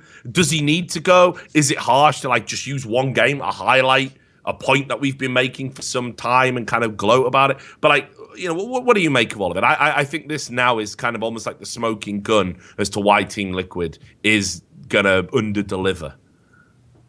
For me, the only people I ever see who like support Adren and think he's like really good and should stay in the team seem to be people where if you ask them, well, why should he stay in the team? All they'll do is give you numbers, right? And they'll go, well, in this tournament he did like this, and look, in this tournament contrasted this person, he got the same number of kills. Right? Yeah, we got some retard in the chat who's saying over 2015, no doubt, he had an overall HLTV rating of 1.0. We just talked about Tarek and how unimpactful he is. He had a rating above that. You know, statistics can be very deceptive in this game, but of course, you know, these are the retards that understand the game. That's why they get to do events as analysts, put it this way, and things like that. So, okay, I mean, I realize Moses was asked this question this particular way, but on his show Pop Flash, Moses was asked to. They showed a graphic that compared Fugly's game show performance to Stewie's game show performance, and he was asked like what he thought of them, and they both had like similarly bad stats. Problem being that they both play totally different roles in totally different styles of team, and then actually comparative to the different positions, Fugly had more of an impact on the game, and Stewie had suffered a bit more, even though the stats looked the same. So it really made no sense to compare them in that respect. So likewise, if the only arguments you can make is this number looks good, and I say, but what is the context behind that? And you can't tell me anything, you've wasted my time right there. That's of no value to me. What's great about CS is, you know, we have all these games on video, right? We can go watch these fucking games. Yeah. And I can sit down and you can say, yeah, on this map, he got 15 kills. And I go, oh, here you go. Here's kill number 1. Let's look what he did here. Here's kill number 3. Let's look what he did here. Let's pause on this one where he didn't get the kill and ask, what could he have done differently? What did he do for his team? We can fucking break all this shit down. So I don't look at stats and go, oh, he had a bad game. This one, that's why I think he's shit. I watch the games and go, don't feel like he contributed anything there. Like, I think they need something more in this respect here. Here's the thing with Adren. Team Liquid's too good for him right now. So the reason why Adren ended up on Team Liquid is because he didn't join Team Liquid. He joined a team that was basically Denial back then. And he joined Denial because he was forced out of iBuyPower. In fact, it was even after that, I believe, in time. I can't remember the exact timeline of when it happened. Let me think when it was. I think he joined iBuyPower a little bit after he'd been in some other team. So anyway, when he came to join this team, at the time, they were just some rising team, and he was the veteran guy, and he actually took over being in-game leader, even though I will stress he was not an in-game leader in iBuyPower. I don't know why people keep saying that. He wasn't the in-game leader. He was the secondary caller who maybe had a good idea every now and then and contributed in. What's mad is they actually had a decent in-game leader just in terms of pure stats, which is Daps. Now, Daps is a terrible player, but he's an all right in-game leader. Yeah. So what's mad is Adren basically came in, kicked that guy out of his job, took over. Then that guy was like, well, I'm a shit player now. I'm not the in-game leader. Guess I'll just be shit. And they were like, hey, you're shit. Get the fuck out the door. It's weird how they were willing to do it to that guy, but not the other people. And so then Adren took over being the in-game leader. I've never seen anything from Team Liquid that said they were good tactically. I've tried watching them all this time. Never looked like it was due to that. If they win, it's like a good Nitro performance, or it used to be a good Fugly performance, or Elise started to come into his own. It never looked like sick tactics. In fact, if anything, they ran a lot of the same shit over and over, and it would be like, wow, Elise did the same strat 3 rounds in a row and got an entry. Well, he must be doing really well this game. It never looked like tactics. So I've never understood these two angles of, one, he is secretly somehow fragging better than you realize in the game if you look at the numbers. And then number 2, he's got sick tactics, so he's allowed to be shit. It's like both of them don't even make sense at the same time. And I don't think either are true. Well, they're not. And I mean, look, here's the thing. I got linked to a comment that Adren himself, made on Reddit, which he said that Thorin's peddling some bullshit about this idea that he can't be removed from the team, that he can't be kicked. And he said, I'm just as eligible for a kicking as anyone else would be if at any point I couldn't keep up with my teammates. Well, I think we've been at that point for a while, so it would beg the question, why? I'm also just going to tell you straight up, he's full of shit. Like, here's the thing. Okay, he's not full of shit. Maybe he actually believes that. Maybe from his perspective, that is true. Maybe he's never had these conversations. That's never been brought up. But from things other people in the scene have told me, people in other teams, people who are ex-teammates of his, people who've maybe even been current teammates, all sorts of places, I've been told repeatedly, like, that's not an option that he's being cut from the team. That's just not going to happen now. Maybe in the future, but it's not going to happen now. So maybe he has different information to me. I mean, I realize every moron watching this is like, he's on the team. Of course he knows. Because, yeah, everyone on every team knows everything going on and what everyone else thinks. Like, Alu knew that they were all just going to blame him. And they're like, shut the fuck up, idiot. You don't know what you're talking about. So, yeah, unsurprisingly, the fact that he's in the team doesn't make him the ultimate authority on what everyone else thinks in their brain in the team, but doesn't say to him. But so that's counter to what I've heard. But anyway, even if it was the case... What's the reason why he would be untouchable? Does he have, I don't know, does he have some incriminating photographs or something? Like, what are we talking about? Right, let's go through the reasons. So, first of all, he was supposedly a really good Source player. I said because I didn't watch Source, so I can't say that. He was amazing in Team Dynamic, and Team Dynamic were amazing. So, okay, first point, he was amazing in Source. Well, one of the people who is a manager, admittedly, I think not for the CSGO team in any way, for the League of Legends team, a guy called Jocker Steve is a manager, who was a former Source player who was worse than Adren. So you can see there's one person in the org who would think Adren is good for the team, good to keep around, and can figure out his old form and get it back together. There's one person. And that Joker Steve was dog shit and was like a fucking nobody. I've heard him kind of peddle these like Source credentials in the past. I don't really understand why he feels comfortable doing that, because anyone who was in that scene could see that this guy's like just a bit of a nobody, really, and he's a fucking arsehole, like most of the management in Team Liquid. I mean, because like let's be clear, like the organization is just run by morally bankrupt liars and pigs that aren't good for esports at all. Anyway, continue. So point number 2, their owner has literally repeated this same trend in every fucking game he's been in. Dota 2, have a team that are fan favorites, do good online sometimes, bomb on LAN, until most recently when they finally figured it out. StarCraft 2, literally habitual fucking failures in this team over and over who never get kicked. They've literally spent like hundreds of thousands of dollars flying these guys around the world to eventually amass like 30,000 winnings of their own at lands. Like they'd have literally been better off, aside from the exposure, as a joke by just giving them 70 grand and saying, sit at home, please. Like that's how retarded this setup is. So the owner has literally we're talking about Nazgul, the StarCraft 2 guy, repeatedly shown a tendency that if he likes a player's personality, he will not kick them from his team. He doesn't do it, especially if he likes their personality and their good box office. Like Adren has a wicked YouTube channel. People like him so much, they have fallen in love with him and are in a homoerotic relationship where through their monitor, they love him so much, they have to say, here's a number that shows he's not shit. Please, please. Like, that's the sort of power this guy has, the psychosexual power he has over people who watch Counterstrike. Personally, I'm not in love with anyone except Existence and Kenny S. I just watch the games, and if people shoot people in the head, I go, well done. And if they don't, I go, maybe get a guy who shoots heads. So here's another thing while we're talking about Team Liquid.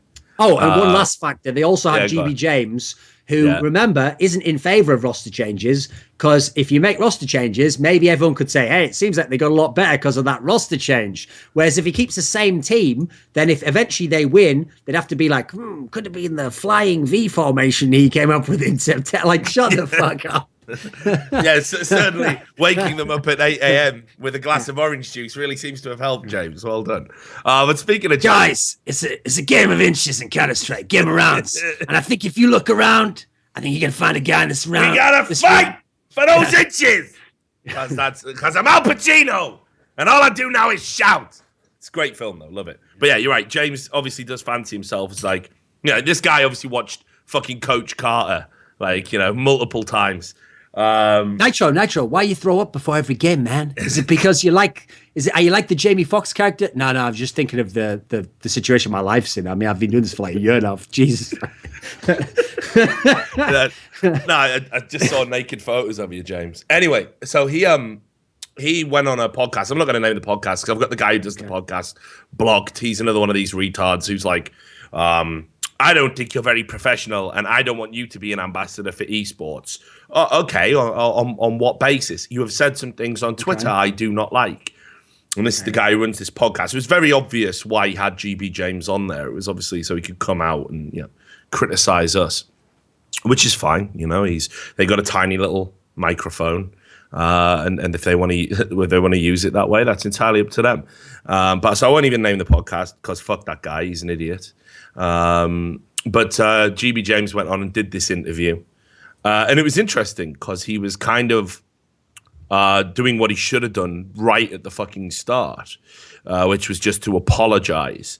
Now, I think it's very interesting that he wouldn't apologize. He said things about me that simply weren't true, that I'd made up this story about Hiko and the salary demands when he joined Team Liquid. He said I made that up, said I didn't have sources, said I didn't know what I was talking about, and he did, even though I know he wasn't, GB James wasn't privy to any salary negotiations during that time. But he went on and he basically was like, oh, I love it when they roast me. It gives me a little chuckle. And he sort of apologized to me and, apologized to you. And he sort of confirmed that story that we told at the end of the year. And I think basically what's happened here is that this is literally like, my ribs, please stop kicking, please. I will do anything, please. I think we've got him to that stage now, especially after we revealed that he loves Team Liquid so much, he's been out there trying to court other jobs from other organizations, basically doing the dirty on the one organization, I believe, that are dumb enough to give him a job as a coach. Did you listen to this?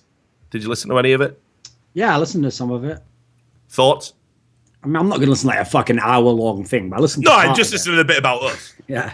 I literally don't care about any other thought in his fucking watermelon head. Like, I don't give a fuck. He's just like one of them Zika babies. Like, fuck him. Yeah. I just can't take anything else he says seriously about anything. Yeah, the big problem with that whole thing is that, like, kind of what you mentioned, it's the chronology on it all. If someone, the kind of person who is really humble and a really nice guy and maybe is open to the idea that people have other ideas, they're like that off the bat. They don't have to, like, he's basically the guy who gets caught selling drugs and he's like, whoa, yeah, shit. I realize now that I fucked up and selling drugs is bad. Can I have parole early? Like, starting now. Like come on. It's like, you did that after you lost in every possible respect. I remember, this is the order of how things went, Rich. So first of all, comes out, crazy ass interview, claiming all kinds of shit. People maybe make comments, don't like the way that's done. Oh, okay. Doesn't back down. Defends the comment, think they're all fine. Tries to come at people, gets bodied completely. Tries to come at them on Twitter, gets bodied completely. Tries to come at them some more, gets so ultra fucking bodied, fatality, babality, falling through 4 levels, head on a spike, that he's like, you know what, guys? Let's agree to disagree. Let's have a truce. It's like, why would I have a truce? My foot is on your fucking throat and I can end you anytime I want to. What you're really asking is, could I please at least come to my knees? And I'm like, you may. Now, are you ready? Do you accept Christ? Like, you can see where I'm going with this. The sacrament is before you. It will transform into the body of Christ. Literally though, it's like, again, it's just like Starscream. Again, the fuck is just like Starscream. He's trying to wreck Megatron, and obviously Megatron's just way fucking. It's Megatron. In fact, fuck it. Not even Megatron. Galvatron. That's where we're at now. Better, obviously. Yeah, obviously. Fucking, we're at Galvatron levels compared to this fucker. It's like Starscream's coronation when Galvatron just turns up and fucking wrecks him in Transformer the movie. You get fucked. He's been, and now it's like, haha, love those guys. Perhaps I did say some silly things. Yeah, every fucking word that's ever come out your fucking mouth, you idiot, which was the whole fucking point. And you did it publicly, and you attacked people publicly. Who've, where have you been? 1 minute you're fucking jerking off playing fucking 1.6, right? The statistically worst player in NA. Oh, but I got a lot of teams in to invite you. Dying out on that all fucking your whole life, motherfucker. It's the only thing you're going to achieve. And then you rock up in CSGO, you put out your own press release that makes it look like you're the fucking Jose Mourinho of fucking Counterstrike. And then you come out and you're attacking me for reporting facts. It's unreal. So yeah, honestly, fuck that guy. There'll never be mercy. There'll never be a truce. Galvatron for the win. Fuck that guy. So anyway, just quick thoughts on Team Liquid. With Simple in the team, we know how Simple feels about bad players holding him back.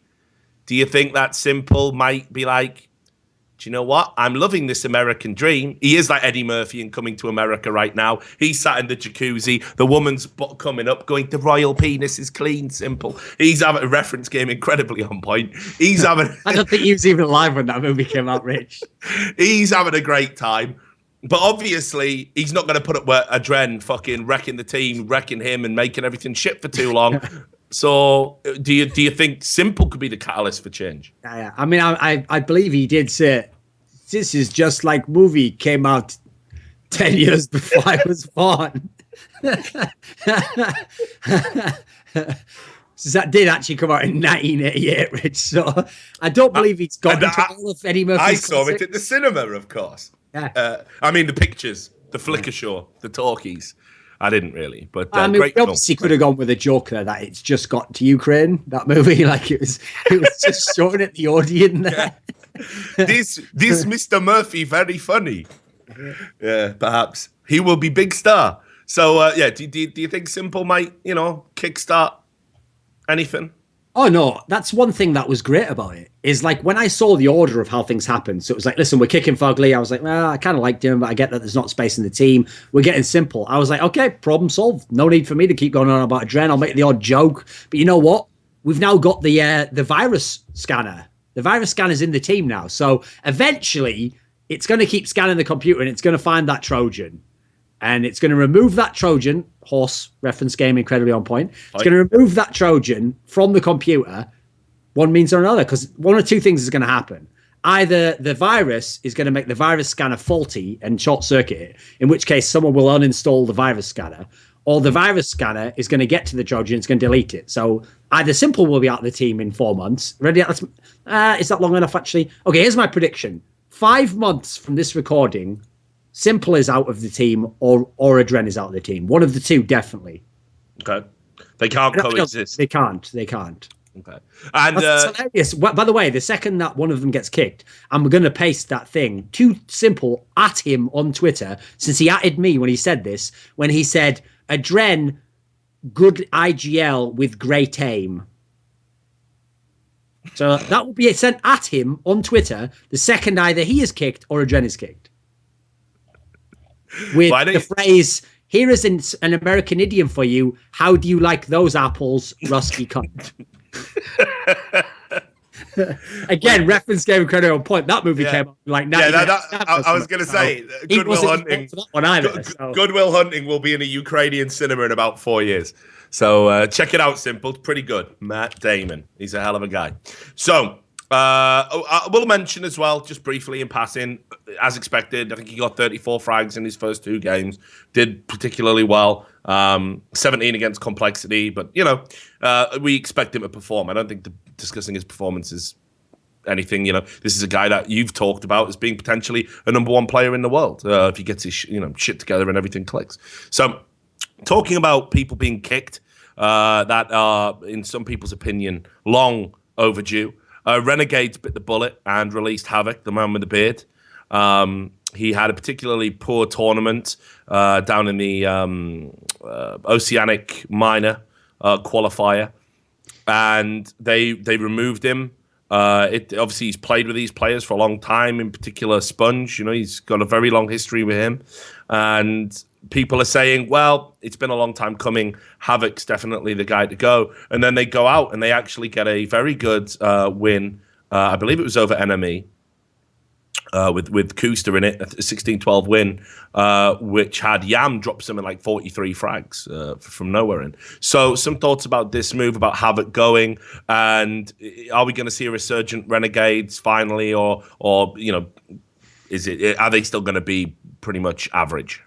Well, one of my concerns, I think I even referenced this on the last week's show, was that Havoc wasn't just a bad player, but it felt like his tenure within the team and what a veteran he was, and the fact that he was good in past Counterstrike games also meant his impact negatively affected teammates. And Yam is the obvious example, because JKS and Azza still got theirs. They were still fine.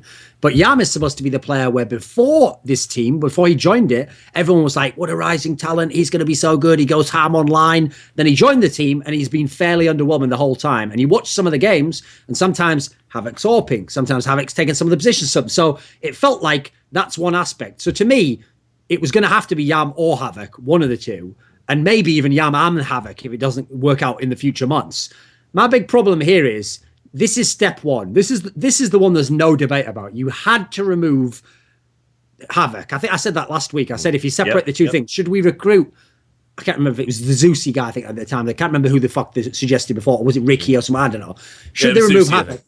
100% yes. Should they recruit the other guy? That's where I'm more uncertain because I don't. I'll say it straight up. I don't see potential in the Australian scene. I don't think there is any 5 players from the Australian and New Zealand scene that you could put together, give an unlimited amount of money in team house and practice that would ever be a top 6 team in the world. I'll just say that outright. So I don't care which player you recruit. Now, of the players they've recruited, that's probably one of the better ones from that region. That's all fine. I don't think that Havoc was all that ailed them, to use the old saying in that sense. There are still big problems in the team. Now, obviously, you have to wait a little bit to see what the effect of the new person coming in is, then figure out what the next move is. But I do feel as though at some point, I'll just make a corollary point. At some point in time, I don't think you can just only keep recruiting Australian and New Zealand players. I think eventually you have to put in their name. Yeah, I agree. If you want to be a top team. Now, if you don't want to be a top team, shut the fuck up about trying to be a top team then. Enjoy being mediocre.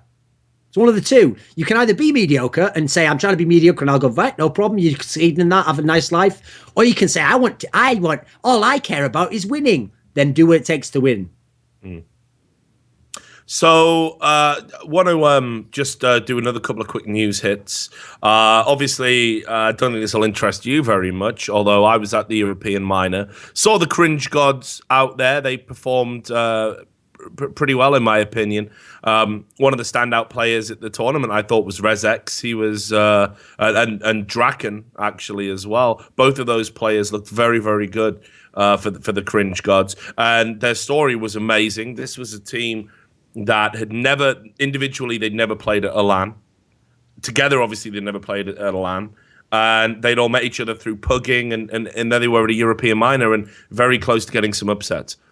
Now they kicked the ResX and Zane, the Danish and the Finnish player, respectively, in the team, because they said they were sick of the language barrier. And I think it's really interesting because I've seen this a lot with young teams. At the tournament, they were like, hey, man, you know, we're all a bit disappointed, but we're going to stick together and we're going to work through it. And it's a learning experience. As soon as they all got home, obviously there was a coup d'etat. Like, all the Swedes were like, yeah, fuck those weaker Scandinavian fucking and Nordic, arseholes. Let's fucking get them out of the team.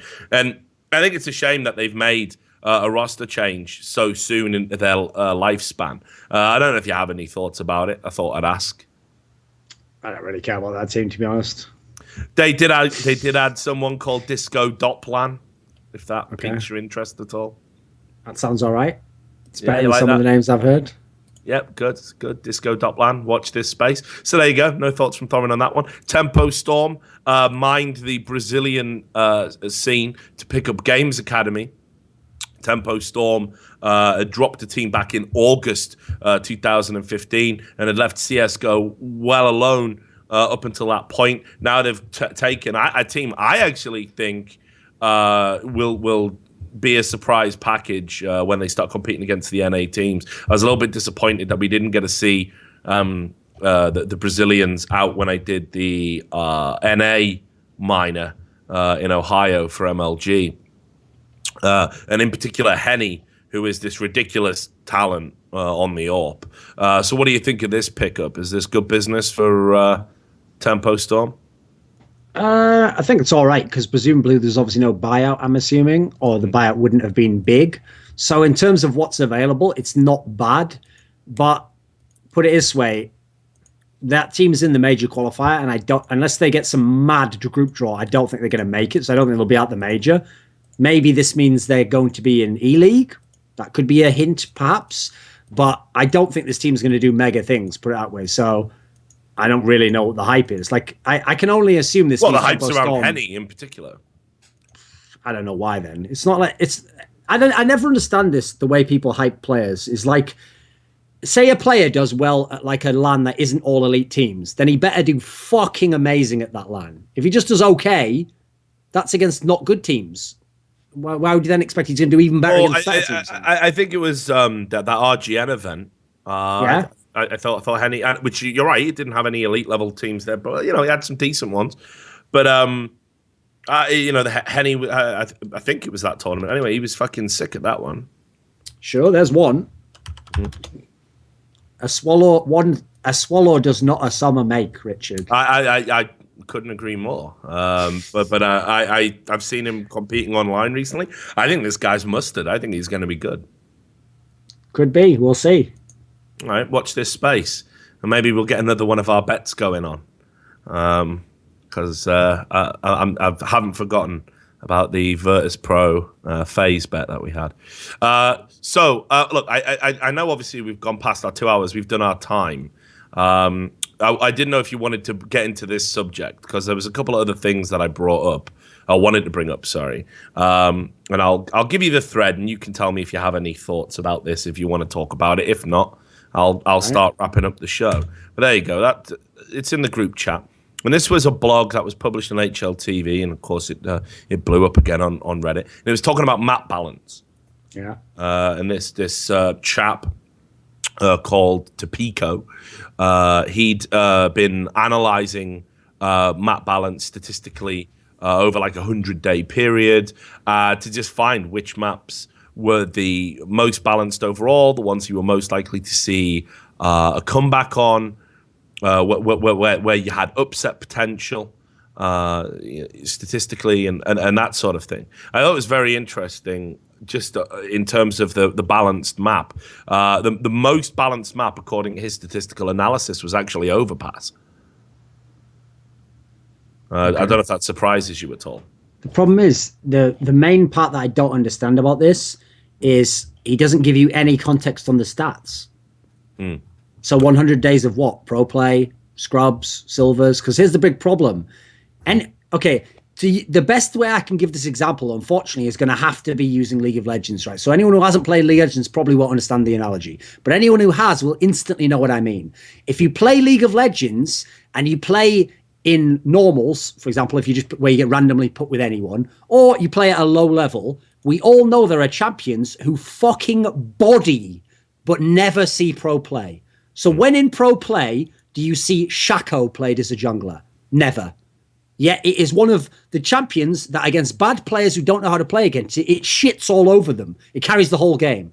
Katarina is famous in League of Legends for shit stomping every year low-level ranks. Yet you never see Katarina played in pro play. That is my point I'm making here, which is if these stats cover the low level of play, then immediately stuff like what side wins means almost nothing to me, because if you're playing against teams who have no clue how to play CT side in Overpass, the stats are going to be totally different from actual pro teams. So unfortunately, it's hard to know what I think of these without knowing what the actual context is. I think the stats, I think they were taken from professional play. I don't even there, you got to start asking what level of professional play. Like if he's including like Xantares' teams, I don't really care what the stats mean. I think it did include online, obviously, as well. Sure. It's not just LAN. So yeah, there will be some dog shit teams that have kind of encompassed into these stats. But let me give you an interesting filter. Here's what I would do if I wanted to make some kind of compelling case for the maps. Okay. I would try and figure out, let's even just say you do it by an expert, not even by stats. I would try and figure out the 10 best teams on each map. So I could give you a rough idea myself, so let's say Overpass, I'd go like, right, well, we'll have Astralis, and then we'll have Na'Vi, and then we'll have Virtus Pro. You see, I'm going to build up my 10 teams. For each map, we're going to have the 10 best teams. And then we're just going to run the stats for those teams and when they play each other. And we're going to see what are they like? What's the map balance like for them overall? And that, to me, that would give a more meaningful result than every team on the map. And I've said it like multiple times. I actually think the stats we use in Counterstrike are terrible. And they're terrible, mate. It's one of the worst games I've ever seen for stats. Yeah, like nobody seems to be actually. Like, this is what always makes me laugh when people, like, criticize, like, when we're doing a desk, and you're like, you're not analysts because you don't go through and say, well, he threw a smoke there, and he pushed through the smoke, and that's why they won the round, and things like this, which is great. That's one facet, that's one element of analysis. I don't think what we do suddenly isn't analysis. If you look up the definition of what analysis is taking something that's big and then breaking it down into smaller constituent parts. That's what analysis is. So again, this thing people have in their minds that analysis is all gameplay is retarded, but people are retarded, so we just have to deal with that. But I think almost every stat we use in the game is like effectively redundant. Like we've just talked about, like kill per death ratio. Yeah, can be an indicator, but you know, you see people like mopping up eco frags and they might top frag a map. Well, brilliant. What have you done? You killed a bunch of people who were unarmed in rounds that you're supposed to win. What does that really say about your performance? I think the headshot percentage, it's kind of maybe interesting as a supplemental stat. It's definitely not a show of quality. And I've said like how average damage per round. I think that's a more telling stat. Interestingly enough, to bring Adrian back up again, his average damage per round in that 5 frag game he had was 35, which is like landing 1 bullet or just over per round. So I think we've got a long way to go before we can sort of fix statistically. And I think potentially what this guy did with this blog, I think it does throw up some interesting stuff. Like especially for when doing predictions or whatever, what maps are inherently biased, where are you going to see upsets on? But I agree, I think you need perhaps more quality in terms of the sample you're using. But yeah, I think we've got to completely revise stats. I hope that's the one thing that when E-League starts, I'm hoping that Turner are gonna bring like NFL or NBA style stats. Like stats actually mean something beyond just scores and other bullshit. So anyway, I'm guessing you're not a particular fan of that blog. I mean, for example, here's the first thing that's a problem. So when you look at the ones where it's like best side, well, look, there's barely any fucking difference between any map. Do your eyes tell you when you watch all the maps that they're all equally balanced? So there we go. Throw it all in the bin. It's a waste of time, isn't it? Oh, I did a blog, guys, where I analysed 100 games on the stats. What was the answer, mate? Everything going to be all right. Brilliant. Yeah, great. Awesome. Fucking great. Yeah. Sick. Thanks for telling me that, mate. I guess so. I did analysis of life. Yeah. What'd you find, man? What'd you find? Did you find any secrets out? I found one conclusion. Everything keeps changing. Sick. You have a bad day? Good day going to come eventually. Basically, this guy's entire fucking analysis was found by watching the movie The Crow, where he just found out that can't rain forever, babe. Just some shit like that. Like, reference game, incredibly on point. Again, the 1980s. Oh, no, I think it was 1993, actually. Yeah, it was. The Crow's 90... Yeah, it's definitely 93. 94. Okay. Yeah, 93, 94, yeah. So, yeah, definitely the 90s. So, listen, Brandon Lee didn't die so that you could fucking waste my time with bullshit stats, blog fucker. All right. Well, he did kill Brandon Lee. So, just a couple of things before we wrap up the show. First is, God, Duncan, help me the fuck out, dude. Been getting spammed by some, like, Eastern European fucking meathead over this Faceit thing. Have you seen that? I've never seen. Like? Okay, so the admins are all cheaters or some shit, right? Yeah, there's some admins on Faceit who are cheating or something, and they definitely are. It looks dubious. Okay. I've been talking with Faceit and looking at evidence, and I am going to write something up. But this guy's like spam me every day, and if you just go to the front page at HLTV now, look, and you will see a recurring name, La Banja. La Banja reference game, incredibly on point, and also a great 80s film, La Bamba, or La Babam if you're watching APM. Look how many blogs this guy's done just on the front page. 1, 2, 3, 4, 5. There's more, all about how the admins are cheating in FPL. He's accused the admins of things that they physically can't do on the system. I've looked at it. They actually can't do it. It's just absurd, but he won't leave me alone. I've had to like block him on Facebook. The guy's out of his fucking mind, and he looks like a fucking like just a caricature. Like he's just, all of his photos are just him like walking around like an overinflated twat with fucking dogs, like just angry dogs. And I'm like, what is this? Like, you're like a Guy Ritchie villain. What the fuck is this? I can't take this seriously. So obviously, for not writing about it, basically in a fast enough timeline and not just parroting his accusations, he's now threatening to beat me up. Which, you know, is just these people. For anyone who's a young aspiring journalist, this is why you never tell anyone that what you do is you try to serve as like a public function and you do all your stuff for the community and the fans, because then they will actually be mentally ill enough to think that like they can demand as to what you look into. Like, you're a journalist, you should look into this corruption here. Like, mate, I don't care about that corruption. That's like so low level. Why do I give a fuck what the admins on Faceit are doing? I don't play on Faceit. Faceit isn't to do with esports. It's a fucking fun service. Great, brilliant. I mean, I'll write it up. I think it's in the public interest. But I would certainly advise him next time he's threatening me, he should go back and watch a fight between it was Greg Huhas and Oleg Takhtarov. I think you'd be wise to watch some footage from that one. Just putting that out there. But anyway, yeah, just fucking retarded. And on the subject of good journalism, I want to give a big shout out this week to eSports Observer. They're a kind of a blog kind of website at the moment, but they've got some journalists over there that I respect. Tiemo Brotegam is one of them, and my boy we used to work with at the Daily Dot, Ferguson Mitchell. They've done some real fucking good reports. They were the people that broke the story about MLG and the Activision Blizzard buyout. They've published some really good stuff recently. They got a story about Vulcan, our old friends, being charged with putting like malware on some phone app or something. And they're just a really, really good website. And I think people should get over there and read them and support them a bit more, because people are crying out for more investigative pieces. We don't have it. Here's a website that's actually doing it.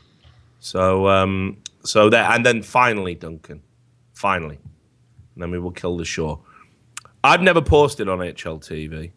I don't have an HLTV account, never created one, because obviously I think if I were to do that, there's a good chance I'd end up like GB James. You know, my intellect would just collapse in on itself, and I would just become one of the retarded masses, and I don't want that to ever happen to me. So I avoid that site like the plague. But I've given you a link here. And occasionally, more than occasionally, HLTV will throw up a thread that's just, it's brilliant. It's never about Counterstrike. The people over there know nothing about Counterstrike. I don't have a link, by the way. It's still the map balance one. Right. Okay, hang on. Sorry, my bad. Let me. There you go. Try now. There you go. Sam sent it to you as well. You should have it. I don't have shit in this group. Fucking hell. This is like pulling teeth. It can't go down, mate. It's just stuck there. Right. Okay. Well, I've sent it to you on an individual chat. Okay. Right, you got that. Yeah, I've got it now. Right, now this thread is called. Yeah. These are my favourite ones, Rich. Yeah, I told you my favourite is religion, metaphysics, or politics. Those are my three favourite topics. Yeah. Or gender politics. Yeah. I love it when they get into that. I love it. Race discussion on HLTV is brilliant as well. Mate, all I do, here's my favourite thing, okay? What I want to see is it has to be a thread like this. So the thread title, After Death. So what I need is, here's what I need to happen. I go to HLTV.org, I'm reading the news, right?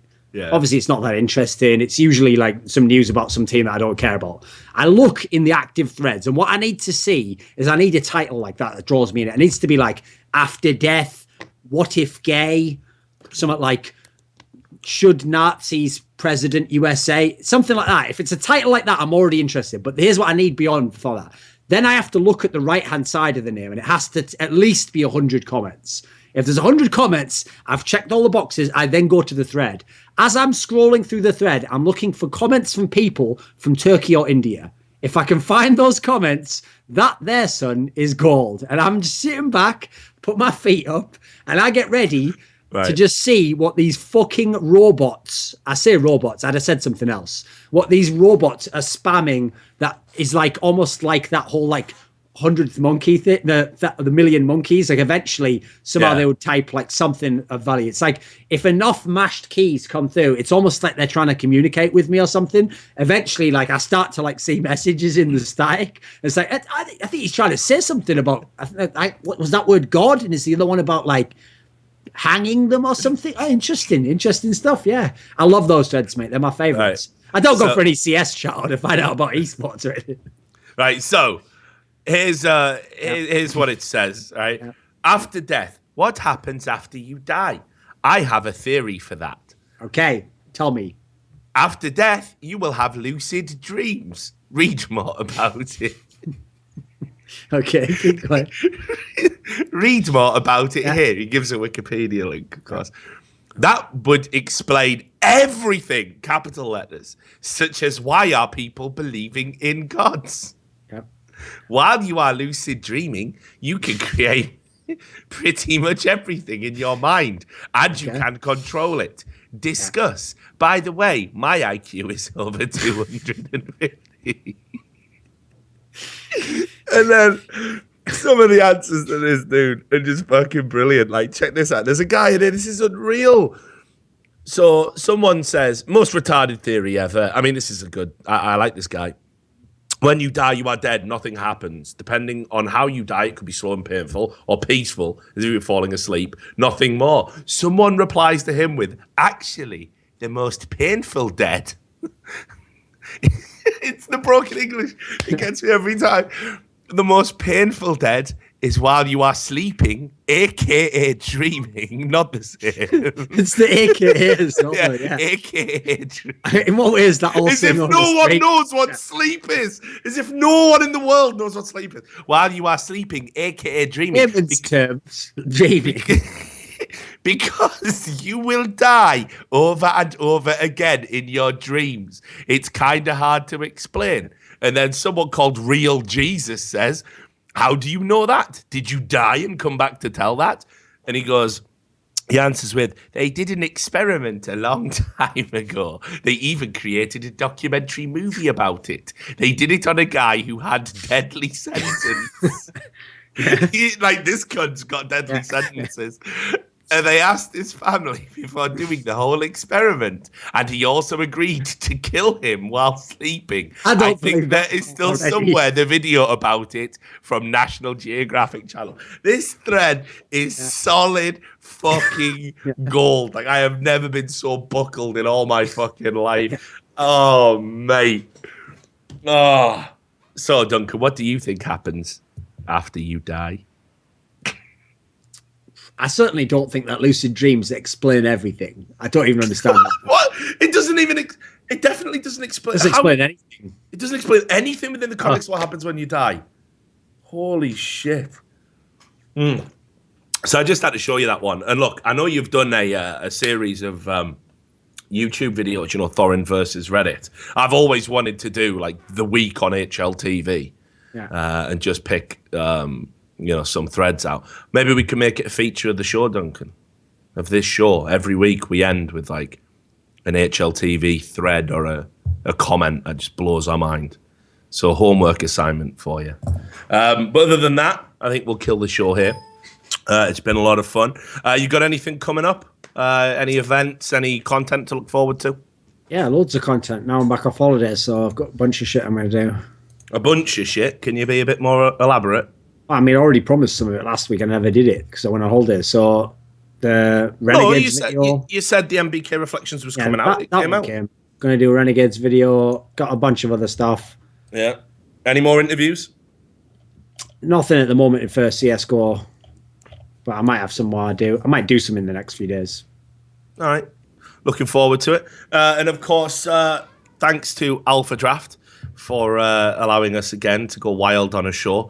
Bit of a timid one this time, although I thought our reference game was incredibly on point collectively over the course of the 2.5 hours.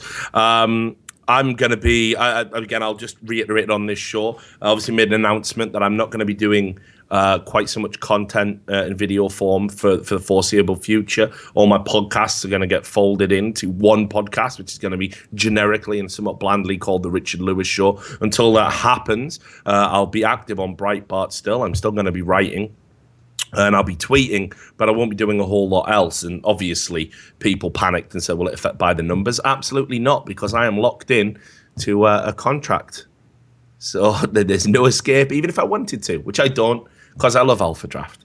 I love the way they let us go wild. I love the way that you can go to their website, alphadraft.com, and you can create an account there, and you can do fantasy betting in CSGO, and you can be like that retard who was in the chat who says, Adrian's good, I'm going to pick him because I will win lots of Skrilla. Said no one ever. So I do love them. And my plugs are never as good as yours, Duncan, but I think we know that by now. So all that remains to be said is thanks to Alphadraft. Thanks to you, Duncan. Thanks to Sam for producing the show. Thanks to everybody else who was watching it. Thanks to the retards for saying retarded things and giving us something to laugh about. And we'll see you next week. Until then, may all your drafts be alpha. Peace out.